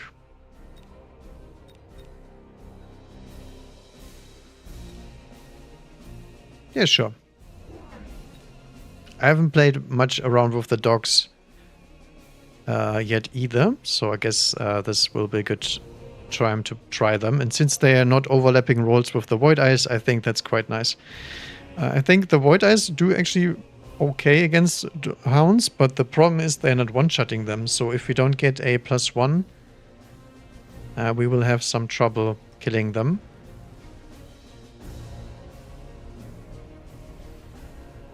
The reason why I was waiting there a little bit with dropping the hounds is the hounds are not very good into Sledgehammer, I don't think. Oh, that one dog was eating a lot of Stormcaller shots there. Come on, Stormcallers, there we go. We did make it in the end, but it was a little bit close. Okay, extended range Vulcan, Sabertooth, and improve firepower. I mean, the improved firepower would solve the hound one-shotting problem, right? I'm not sure how worth that would be, but maybe. Extended range Vulcan also very nice against those units here.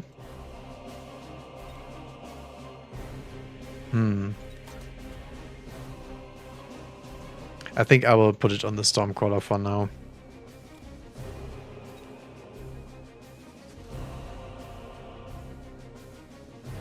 Okay, do we need more dogs than that? Probably not for now.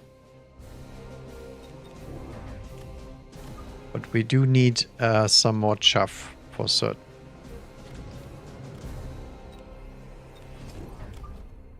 Look at that triple split. Sweet. Very nice, very nice. He goes for the same thing. So far we are in a mirror match here. Oh, he actually drops the extended range Vulcan. Interesting, interesting. I do run armor, so if we actually want to level the dogs and whatnot, we can actually tank those Vulcans for a bit. Now, here's the problem. My opponent last time had the allowance to go Phoenix. I do not. I need to go Void Eyes. And I'm not sure if Void Eyes actually do perform well into Vulcan. I would say they don't. For Vulcans, we need pretty much double upgrades. Range and the triple or quadruple upgrades. We need range and the range reduction. Ah, look at that. Sweet, sweet. Improve firepower. Okay, a fire batcher for the flank. Ooh, look at that. Big fang drop and void eye drop. Do we take those? I mean, we are lacking a little bit of DPS right now, but 4 fangs is so freaking valuable. Can we actually perform without picking that? I think it's hard.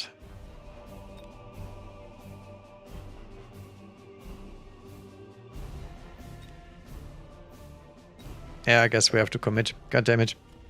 I think this is a big mistake, but you know. You win some, you lose some. It's for science or something.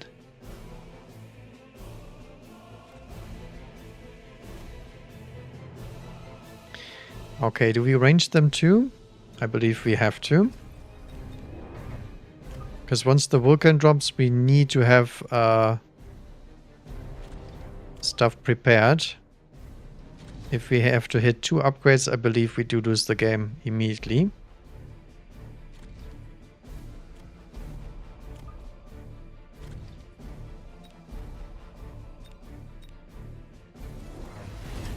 He was doing the right play and actually deployed the fangs. Okay, he did mech rage those sledges. I actually like that because that means our Void Eyes might actually get to hit some of their prime targets, like the sledges.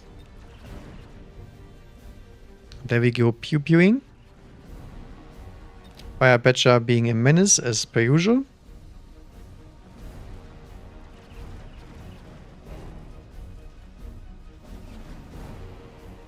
Ah, look at those Stormcaller value. Can you please shoot that sledge? There we go. Okay. Look at that. Top damage. This is exactly the same like in the last patch, by the way. These high-leveled Void Eyes are like much more than the lower-leveled ones, especially after this attack nerf. I think that's probably the key if you want to play them at all. Okay, I believe he's probably gonna go for the Vulcan play if he can afford it. Do we want super high steel ball action? I mean, against Ledge, probably not. So, no.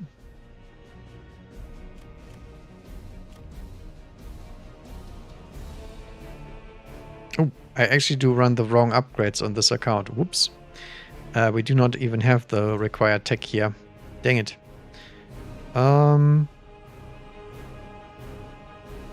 mean, is he gonna deploy something over there? I think he does. So let's remove that.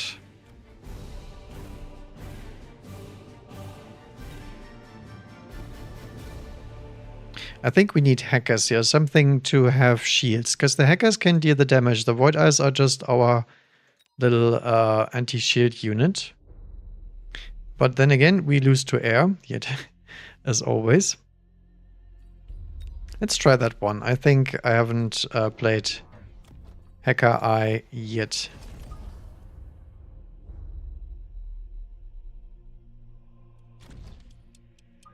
So add that in front, so we have a shield later.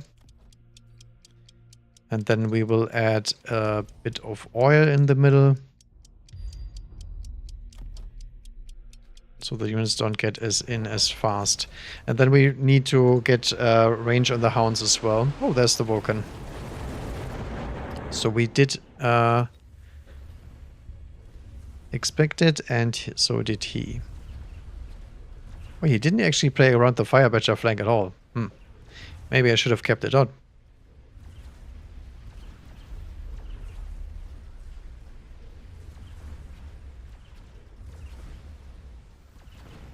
So the idea is that the hacker will hopefully finish whatever the Void Eye can't finish, but I'm afraid he simply has too much units coming in.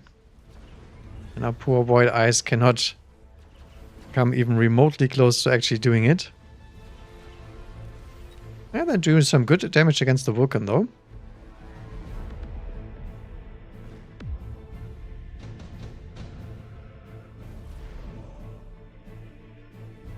Advanced targeting. Very expensive upgrade. I don't think we can afford that. So we need dogs with some more range here for sure.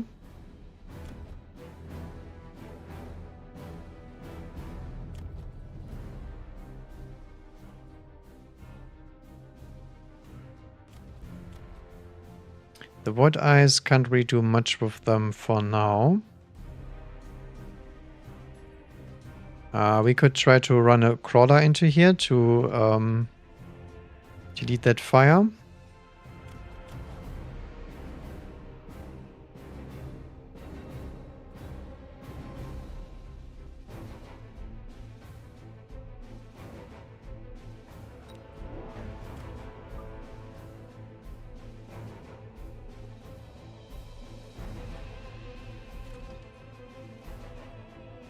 I think I will actually add some more hounds to the sides here.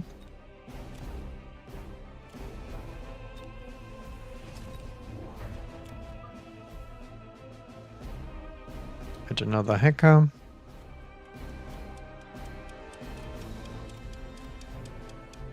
And then we'll temperate and try to stay out of the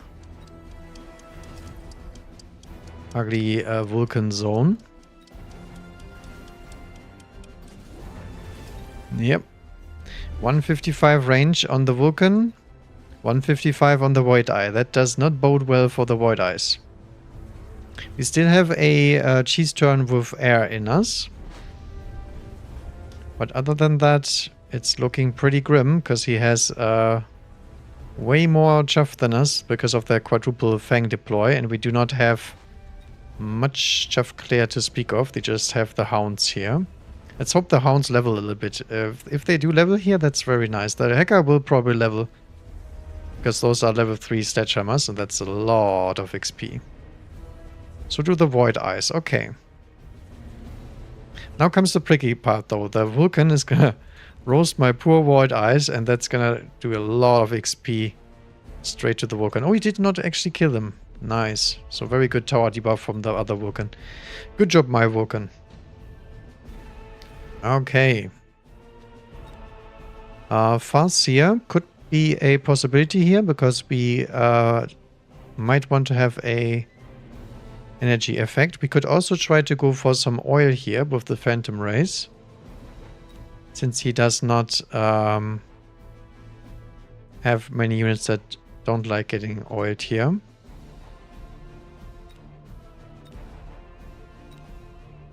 The Farseer would play around the Phantom Rays, since we don't have any upshoot right now, so I think we will have to go for the Farseer instead. So upgrades for everyone.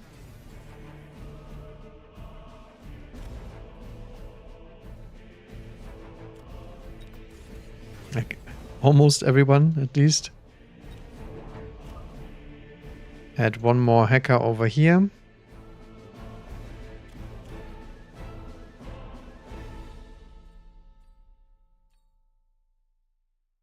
Probably another Farseer, right? Another Farseer, EMP.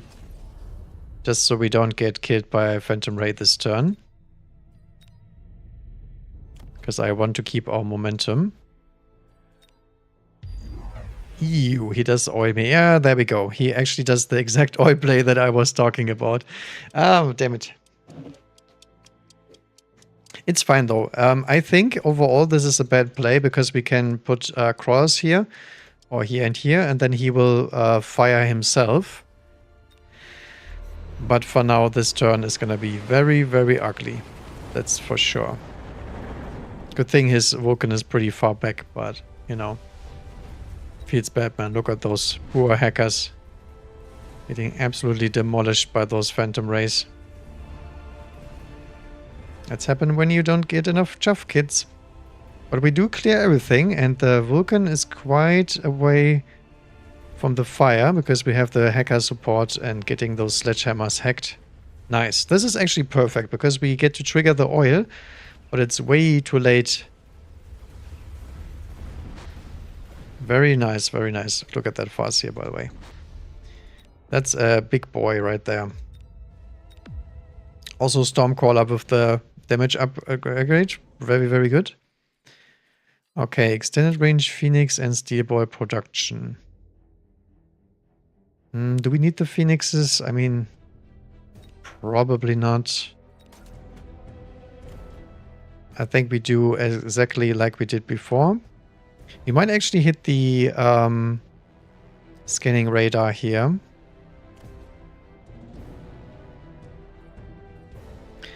So I believe first things first, we will add this and this, both to distract the Stormcallers and the Phantom Ray oil.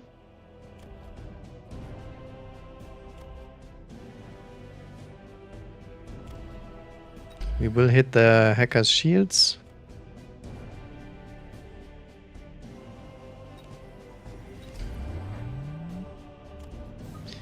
And add another one to the side here. Actually, to the other side would probably be better. Yeah. And I might actually just put down some interceptors. Let's see if we can play around him.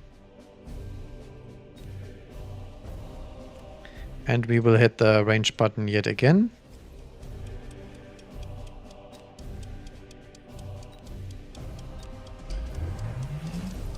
He goes for oil and incinerate. Look at that. Perfect for this crawler. I'm not sure why he does that, because if we deploy another crawler, he is gonna burn even more of his own chaff. And hackers love it when there's fire on the ground. That's exactly what they want to do. Yeah, look at that. Nice hacker shield where you here.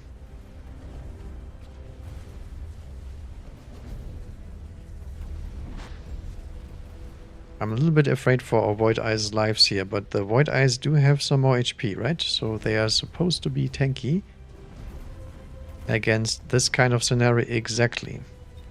Ooh, he goes for a carry sledge even. Wow. Yeah, we're getting a little bit messed up by the fire here. Our hackers do not like that. But we do keep the missile interceptors for now. Very nice, very nice.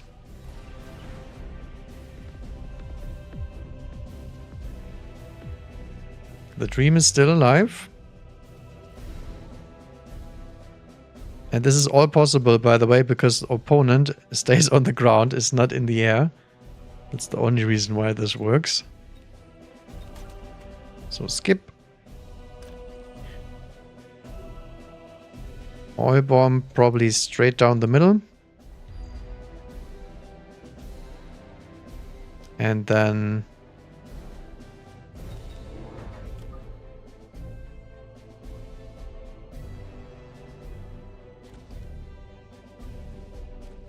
one crawler over there, one crawler over there. Upgrade those hackers. Why do I have multi-hack on this account? My goodness. Those are some terrible techs here.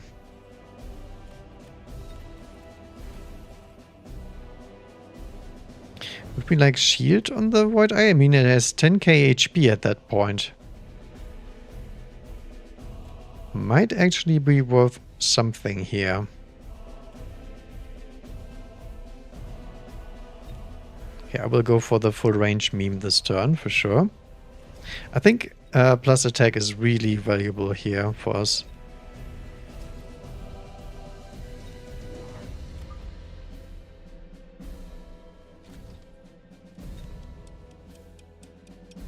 Then we try to sneak some shields forward,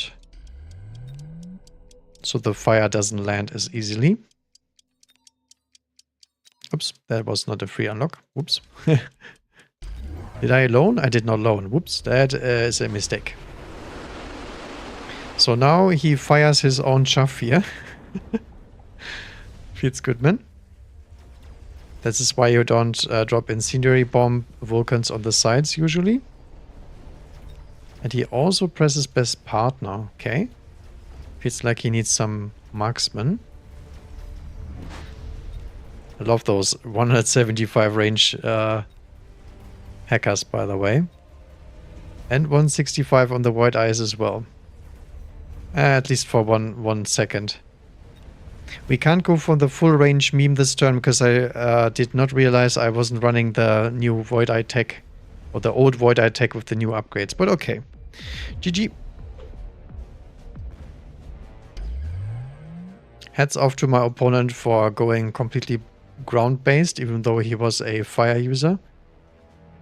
But you know, the best fire users don't out-hack the hacker. Damage output was okay, but they did pull their weight in the early rounds when they got dropped, have to say. Yeah, the Farseer. Farseer, both absolute menaces, by the way. As it's tradition. I think it's easier to make Farseer a carry than to make Void Eyes one. But that was a prime example where you could see that the changes do actually matter. Because if we had shield or even just the base HP, the Vulcan fire did not kill them. And in the earlier iteration where they had more damage, they would have died for sure.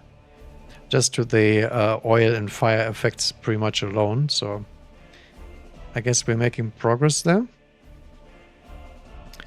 But I'm not sure how much that is worth in the face of just getting outright not the damage on the targets that we would like. Alright, this might be a good place to say if you enjoy the content, please subscribe or follow if you're on Twitch. I'm streaming to both platforms, YouTube and Twitch. YouTube is preferred because it has a higher bitrate, so that's why I'm using both, and that is the higher resolution of the stream. But both work. And I always have the VODs up on the channel and also additional videos where I go into detail over the changes and whatnot, when the patches drop and all the good stuff. So if you're interested, tomorrow, for example, when the new tournament is gonna drop, we will have a look at all the games and see how the Void Eyes perform there. If there's some new stuff that people come up with. I've seen the EMP Void Eye thing, but I'm not sure how good that is.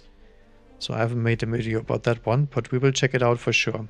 I don't expect it to have a big impact, but it might. Maybe there's some cheese there that we haven't explored yet. Okay, what do we want here? Probably the supply with the sledges. I mean, even as an aggressive setup, I think I like that one. Rhino Spec with Stormcaller and Arclight. Okay.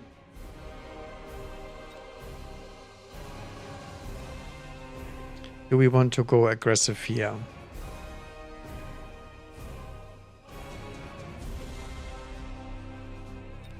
I think we pretty much have to, unless... no, this is some weird stuff. This is also some weird stuff into Stormcaller. Not sure about this crawler placement.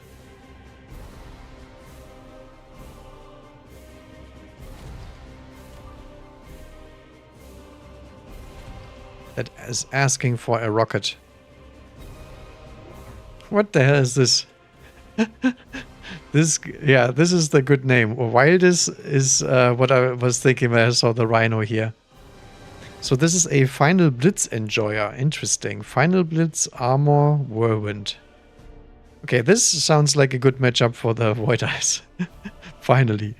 Some good Rhino action here. Zero chuff, just pure and adult-rated Rhino gameplay here. I haven't seen that since 400 MMR, I would say.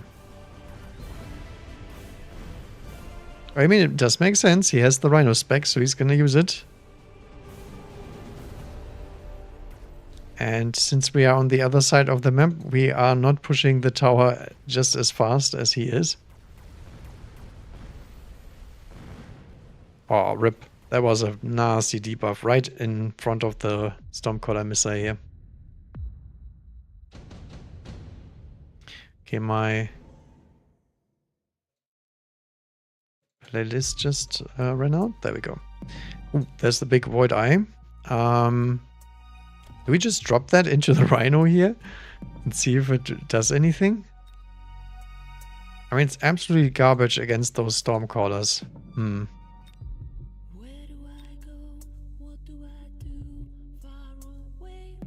Sure. Sure. Although I would argue we probably don't even need to defend here.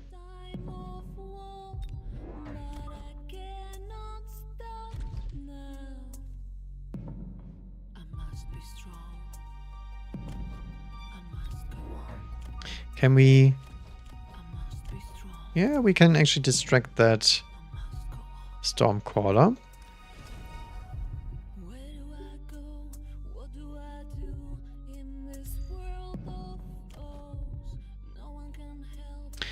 And then I would love to have a little steel ball here, but I'm afraid can't make it.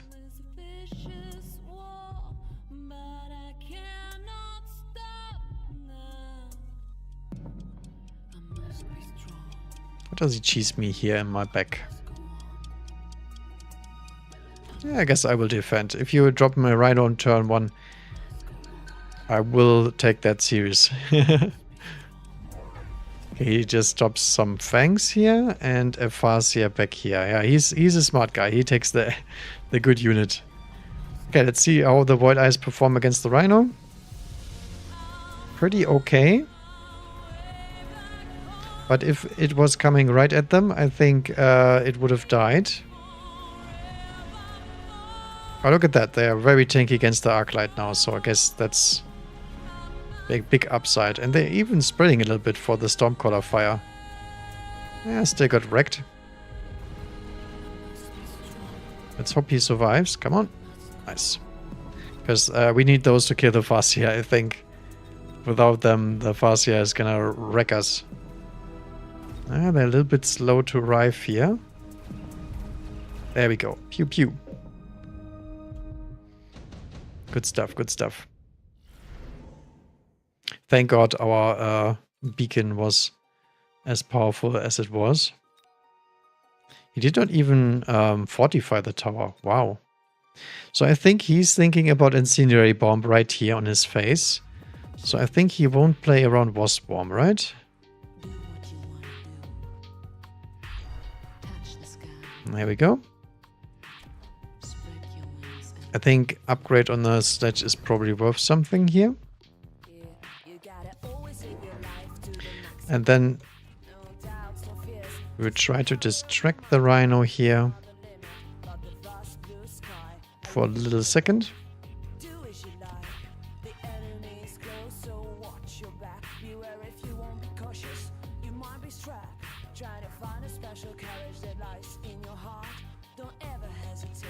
I think this time we will actually drop the steel ball, as I was saying.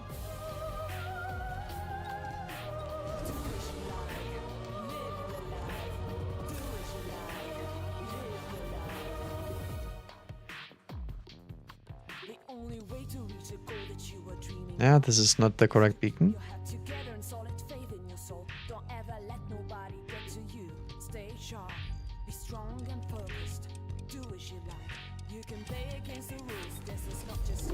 Yeah, the Rhino's trying to run away. Lovely.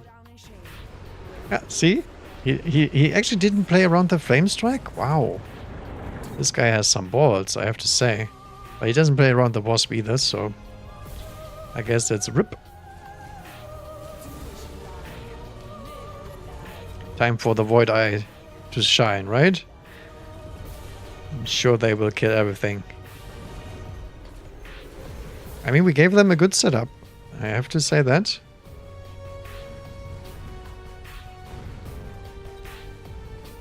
Yeah, it looks pretty much like last round. So he did not expect the steel ball action to go right, but the steel ball is on a roll now. Another wasp swarm. Do we want that? Maybe not. Maybe not. Could go for a battleship too, like straight in here. I mean, a battleship is pretty good this turn because he has the rhino coming.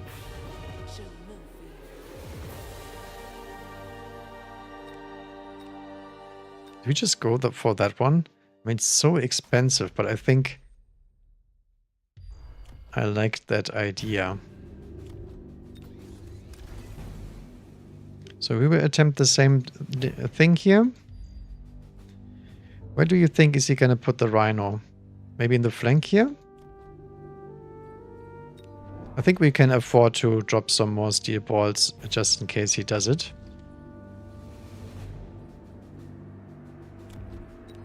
Because I don't want to drop Void Eyes down there. I don't think that's the play. And then we're gonna do the dreaded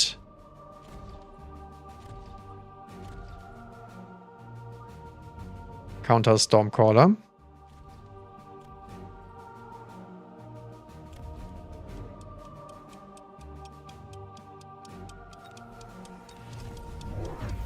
Alright, where is the freaking rhino? He's right in front. Okay, I did not expect him. He's hiding in plain sight. Okay, good thing we have the boat. This is exactly why I'm dropping the boat here this turn, by the way. Just because this guy does some unhinged stuff and I really don't want to die to that. But it's fine. I mean, we have the steel bolts running wild in his lines. Yeah, look at that. Void Eye's still alive too. Alright, I think that was worth the 250, right? Expensive spell, yes, but lots of value. Now what we can do here is a nasty little oil play with a additional hound. I think that should be quite nice as well. We have a wraith push coming in here if we want. Scorpion on the line to blow up the rhino. He's probably gonna drop a scorpion here, maybe. Could drop a chaff clearing unit here.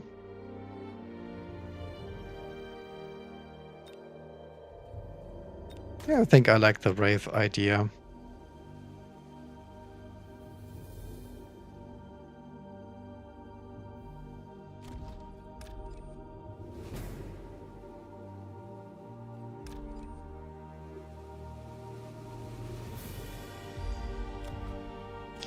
And then we will probably do the oil play as well.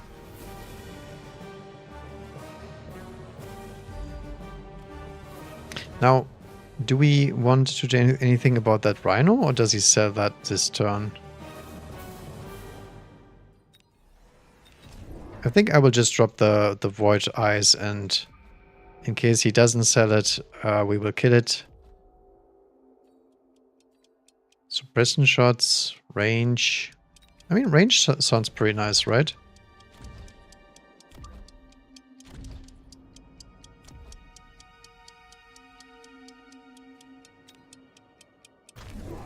Oop, he goes for triple wraith. This is the why we can't deploy Void Eyes.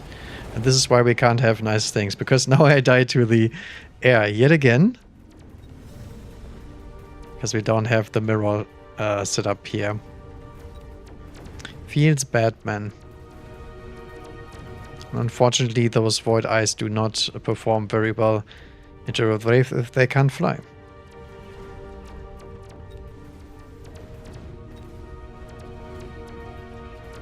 So So I guess we have to go Phoenix or something like that. Because we're not winning the Wraith Mirror for now.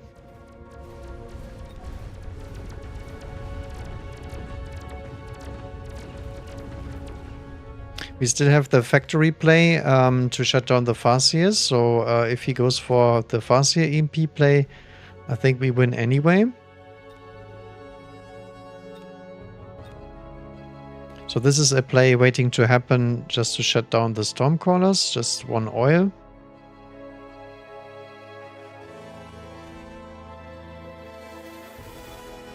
I think those crawlers here can escape that.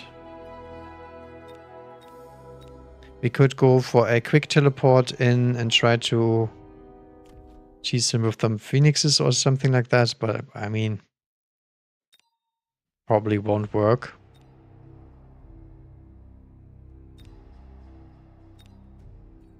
I think we skip out of that. Okay, so the crawlers will try to delay a little bit here.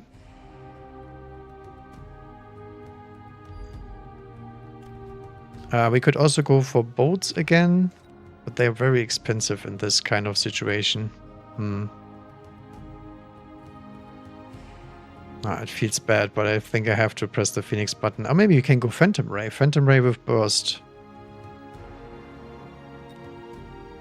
Sure. Haven't played that meme in a while, so... Phantom Ray's out. Burst in.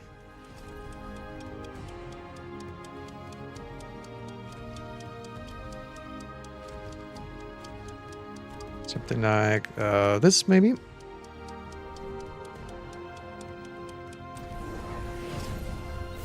Ew, he goes for E-Mech. So we nuke those arc lights.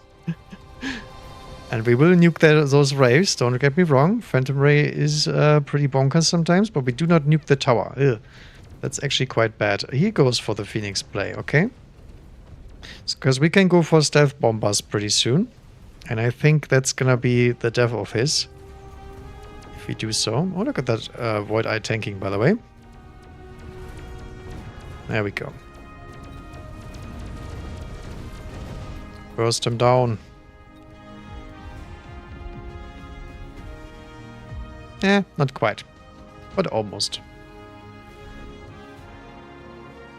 Okay, portable shield. Orbital bombardment sounds pretty good against the Phoenixes here.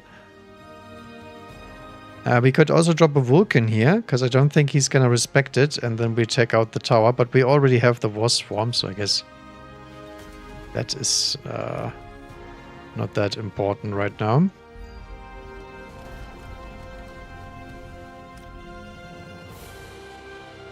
So how do we protect our Phantom Ray ball here?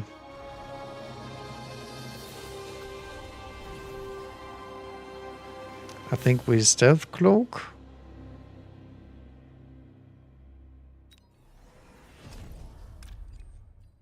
Then we add a missile interceptor to stop him from nuking us.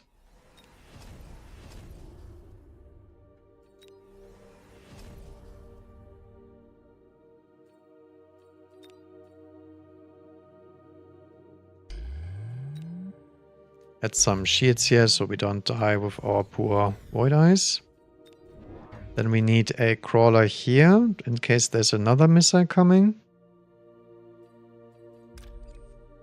And then we beacon them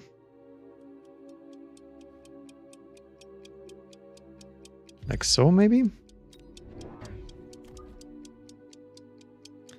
Another Fang in here so that it distracts the Wraith.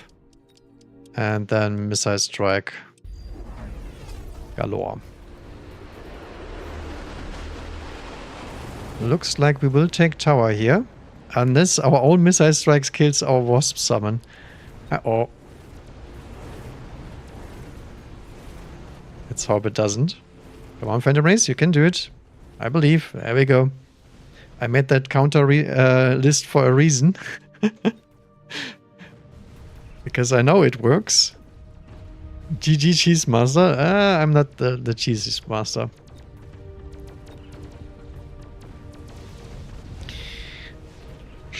could not have went Wraith.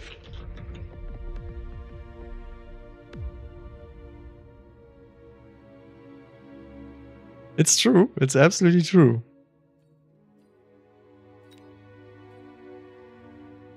He forced my hand, and that's what you get when you force my hand.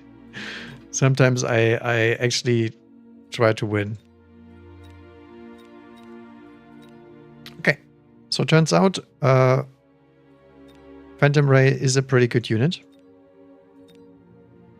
Who would have thought?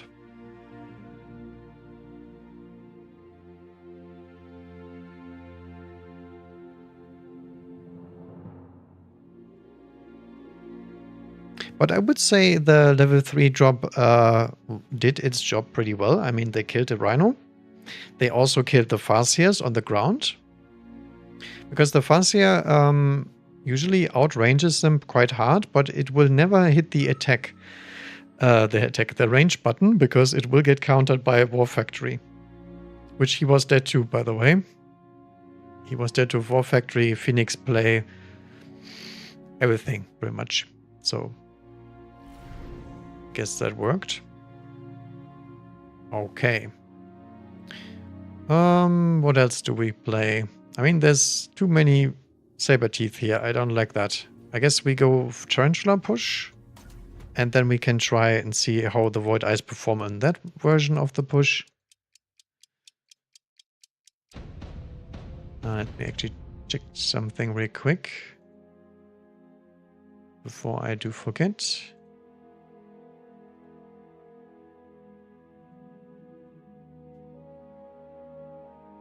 Ooh, Saber and Fang, okay. Elite spec into what I have. I mean, he's gonna drop some arc lights, right? He has to. No, this is some true B-man style of deployment. No, we're going with Red Scare if we can, I think. It's either this one or this one. I think this is actually a pretty sexy deployment. I like that. Even though this Fang is a little bit questionable, I think that should have been further to the side. But I trust Red Scare. He's a pretty good player, I would say. Underrated player for sure.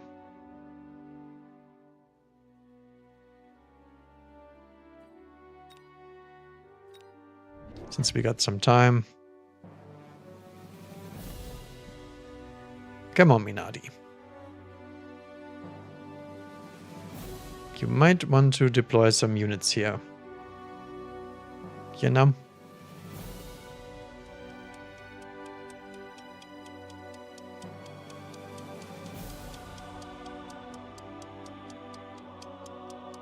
I mean, is he gonna deploy anything?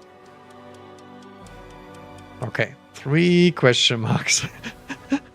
What the hell is this? I mean, if I didn't know it any better, I would say he was trying to stream snipe, but he wasn't deploying anything. Holy moly. This is so bad. The Arclight is targeting the Fangs, and the Sabertooth is shooting at 1 unit at a time. Well, I guess the Tarantulas will have a good time here. Can we kill that before the Tarantula dies? Nah, we can't. Sadly. The Tarantulas have a lot of XP though. That might be a level 2 Tarantula on the very next turn. And we do have some Fangs in our back pocket. That's Sabertooth though. Nah, the Fangs are too far behind. So we will die to the Sabertooth. No. Wow, level 2 Sabertooth too. That's a good boy right there. Phoenix, Marksman, Fire Batcher. Steel Ball. I mean, Steel Balls are pretty nice here, right? Because we can push his tower. Fire Batcher is okay because he doesn't have any chaff yet.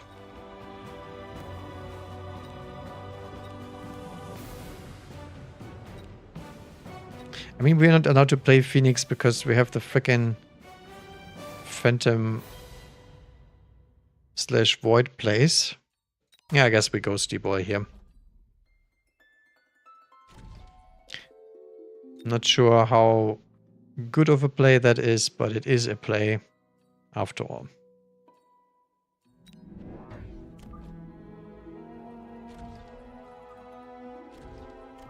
Let's drop a little spooky spider in the flank. Hopefully the Steelbolts will get to the tower. Ooh, bunch of arc lights. I guess he's gonna hit charge shot at some point. But he's already cheating with the air, so I really dislike that one.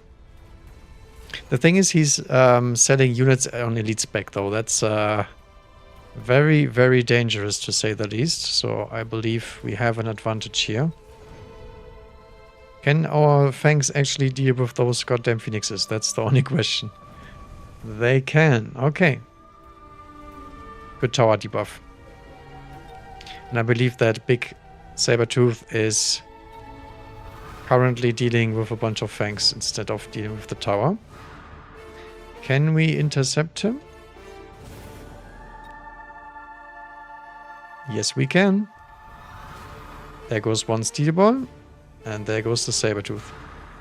Doesn't matter how much HP you have if your unit has infinite. Ooh, level 3 Steel Balls. Oh my god, with portable shield as well. Ooh. That's a tanky ball right there. Yeah, I think we have to take that. So Tarantula probably gets leveled here. And then I will send in some more crawlers.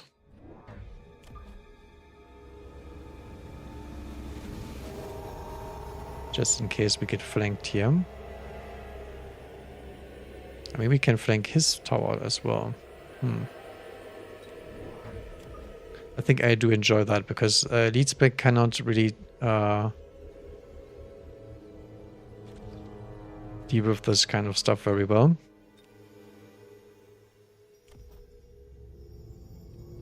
Yeah, sure. He oils me, okay.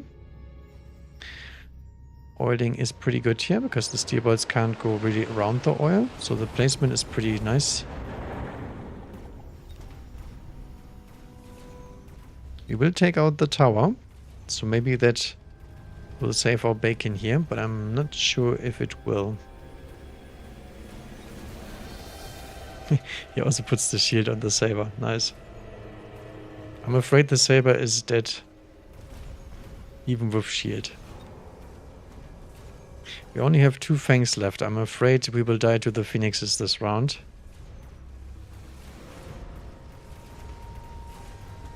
Yep. Ah, some of our back fangs here actually survived. Very nice.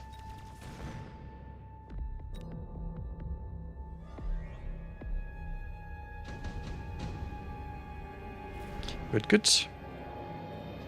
Wasp Swarm. Very nice here against the Phoenixes. Not that good into Fang, but we could add some Mustangs if we'd like. It's pretty good against myself as well.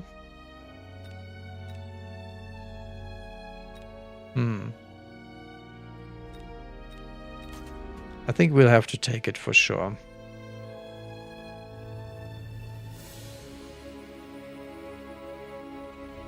I mean, there's a bunch of fangs here. It's not that nice. Maybe he's gonna try to deal with my steel balls that way.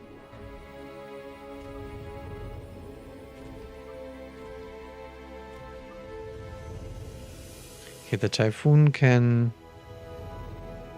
probably sit here and absorb some shots.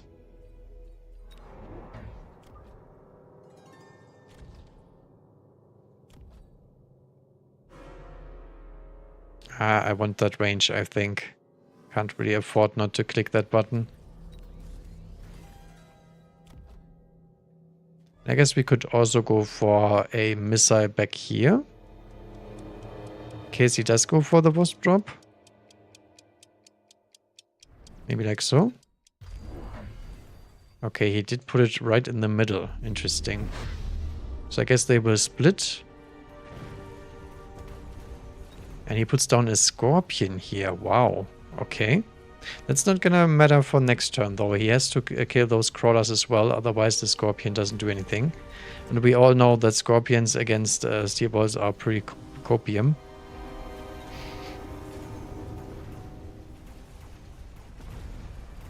So I'm not sure if he will enjoy this round after this. Steel balls are pretty nasty still.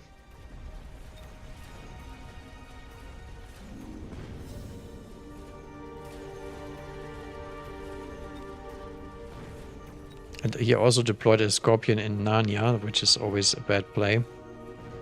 Okay. I think this turn went quite well. Oh, even the Typhoon leveled. Wow. Another shield and another training.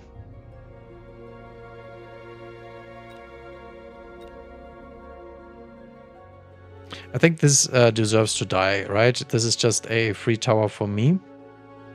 With a Stormcaller deploy. We could shield the Tarantula or the Typhoons or even the Steel Ball. But I mean, he has double shot. He does not run double shot. Okay, never mind. Never mind. This is some crazy stuff. So best case scenario for him, he does have a play that stops me there. So we will add another cheese on top of this. By just targeting the tower for Stormcaller instead. We'll actually promote that Typhoon. I think he's doing quite well for himself. We also have a loose crawler play on the horizon if we want to. Which is going to be very painful for him.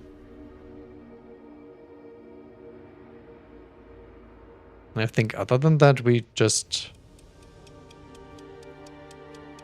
add a little bit more of chuff, right?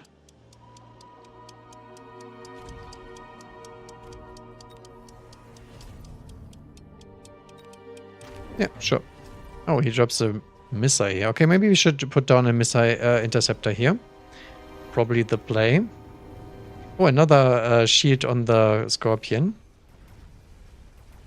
Yeah, Stormcast did not actually target the tower here. That's quite unfortunate.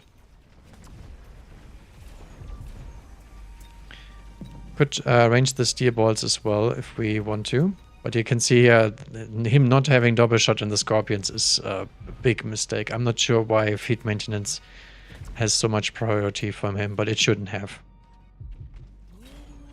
But yeah, steel balls are wrecking his face right now.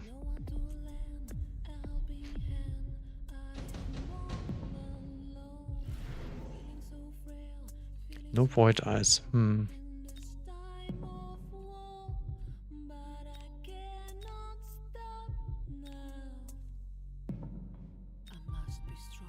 Marksman. I think we have to take the marksman if he takes the Wraith. Also good against the Scorpion in general.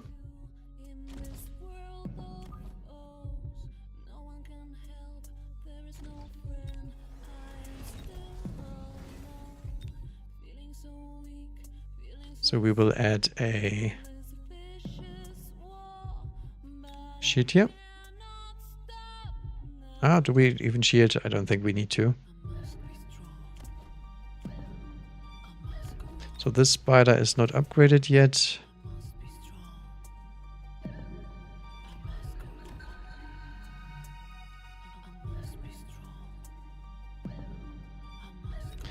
Then we need another Stormcaller drop here.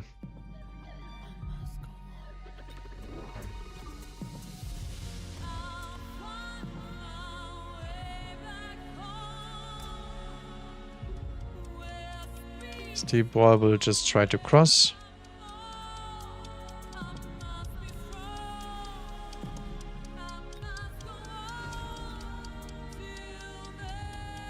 And we will drop, yeah, one missile here. I think it's fine. Just so the steel ball can get into the Scorpion as fast as possible. One steel ball shield per Scorpion shot. This is so bad. Oh, there's this. See, that's exactly why we deployed the freaking marksman. Because this stuff keeps happening. One steel ball escapes. Looks very cute. Against all odds, he actually survived.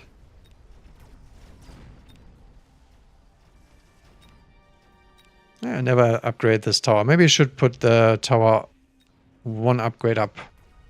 I think that's probably gonna worth it. Oh no, 2 steel balls with 1 shot. Dang it. Now his problem is, we can sell out of the steel balls anytime we want. It's not such a big deal for me at all, actually.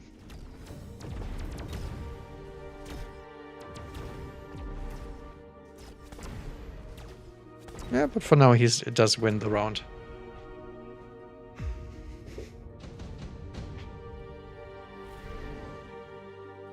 Ooh, EMP, very nice. Yeah, I think EMP probably has to be the play here. So the question is, can we beat that with Void Eye? I mean... Yes, technically we can, right? So I think this is the time where we make the big switcheroo. So we recruit a bunch of Void Eyes with range and suppression shot, I guess. So we now outrange the Scorpion and we reduce the ranges. This one has to be missile, that's very dangerous for us.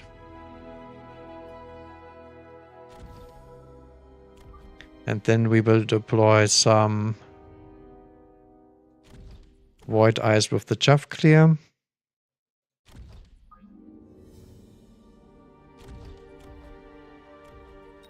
Then we also have to loan, because there's oil in our near future. I think we can sell this D-Boy. It's not gonna arrive anytime soon.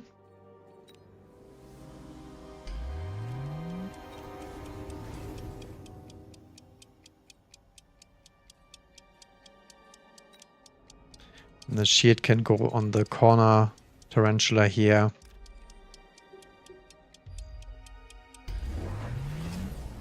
Okay, he just goes for defensive oil as well. Interesting.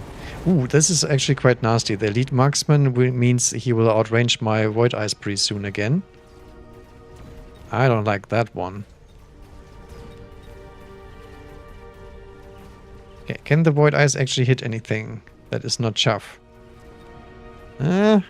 Not yet. Now they hit in the arc light, reducing the range down to 100. I guess it's something. Ah, look at that long-range snipe. Can we stop the Scorpion? Yes, we can. Perfect.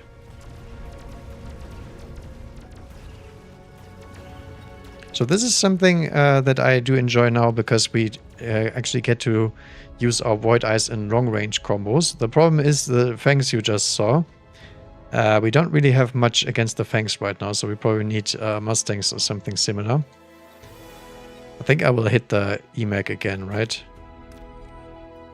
The EMAG was just too juicy to not use. The Wasp Bomb I'm not sure about. I think it's pretty hard to use here. Yeah, where do we drop that? I think we dropped that in our own back. I don't think there's much else to do here.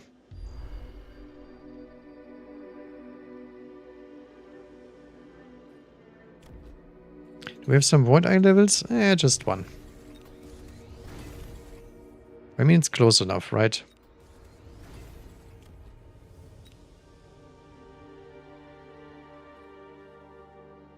And then over here, there has to be a huge amount of rockets. Otherwise, we're not getting past anything here. And then over here, we can try to stall out that Scorpion a little bit.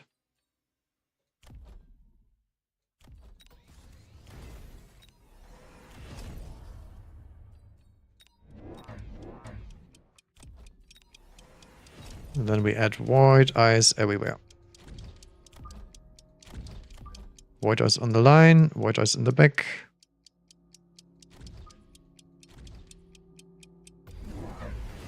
Yeah, there we go. There's the boss swarm. The problem is the Void Eyes are not very good for Copium Chaff Clear, but the missiles here absolutely wreck him. And since he's elite spec, he is hard pressed to do anything. Oh, look at that. He actually has hackers. What a nasty boy. Good thing we have an EMP that he did not shield. And the Scorpion will one-shot the steel balls anyway, so there's not much to be hacking there. And the Void Eyes with 170 range actually do outrange the hackers by a tiny amount.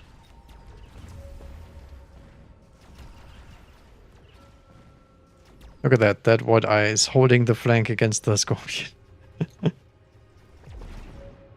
Yeah, look at that. Actually did something. Perfect. We found a use case. Look at that. High range Void Eye gameplay right here. Very nice. This time they actually did something. GG. Well played. Yeah.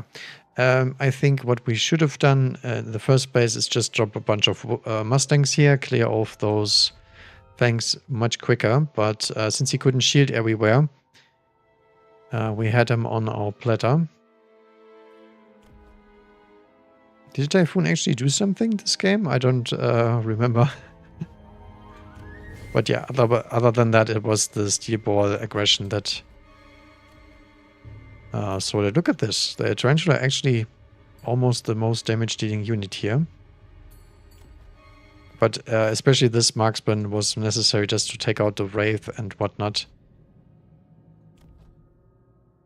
So props to this guy also just deploying 2 air units. That's the only reason why it worked. Thank you very much. Alright. So I believe that's gonna be it for me for today. If you did enjoy the stream, please leave a like and subscribe, because tomorrow I'll be streaming again. And then I will also drop the video about the performance of the Void Eyes and see how they perform in general speaking. And because I think in aggro they have some potential to work out. Not sure about standard, but we will have to see. I don't fancy my chances on playing that one in a tournament, but we will see. Maybe somebody else will, because last time they already did it. So it makes sense. If you're from Twitch, feel free to follow, and you will get notified when I go online next time. Right. Thank you guys for watching, and see you next time. Bye bye.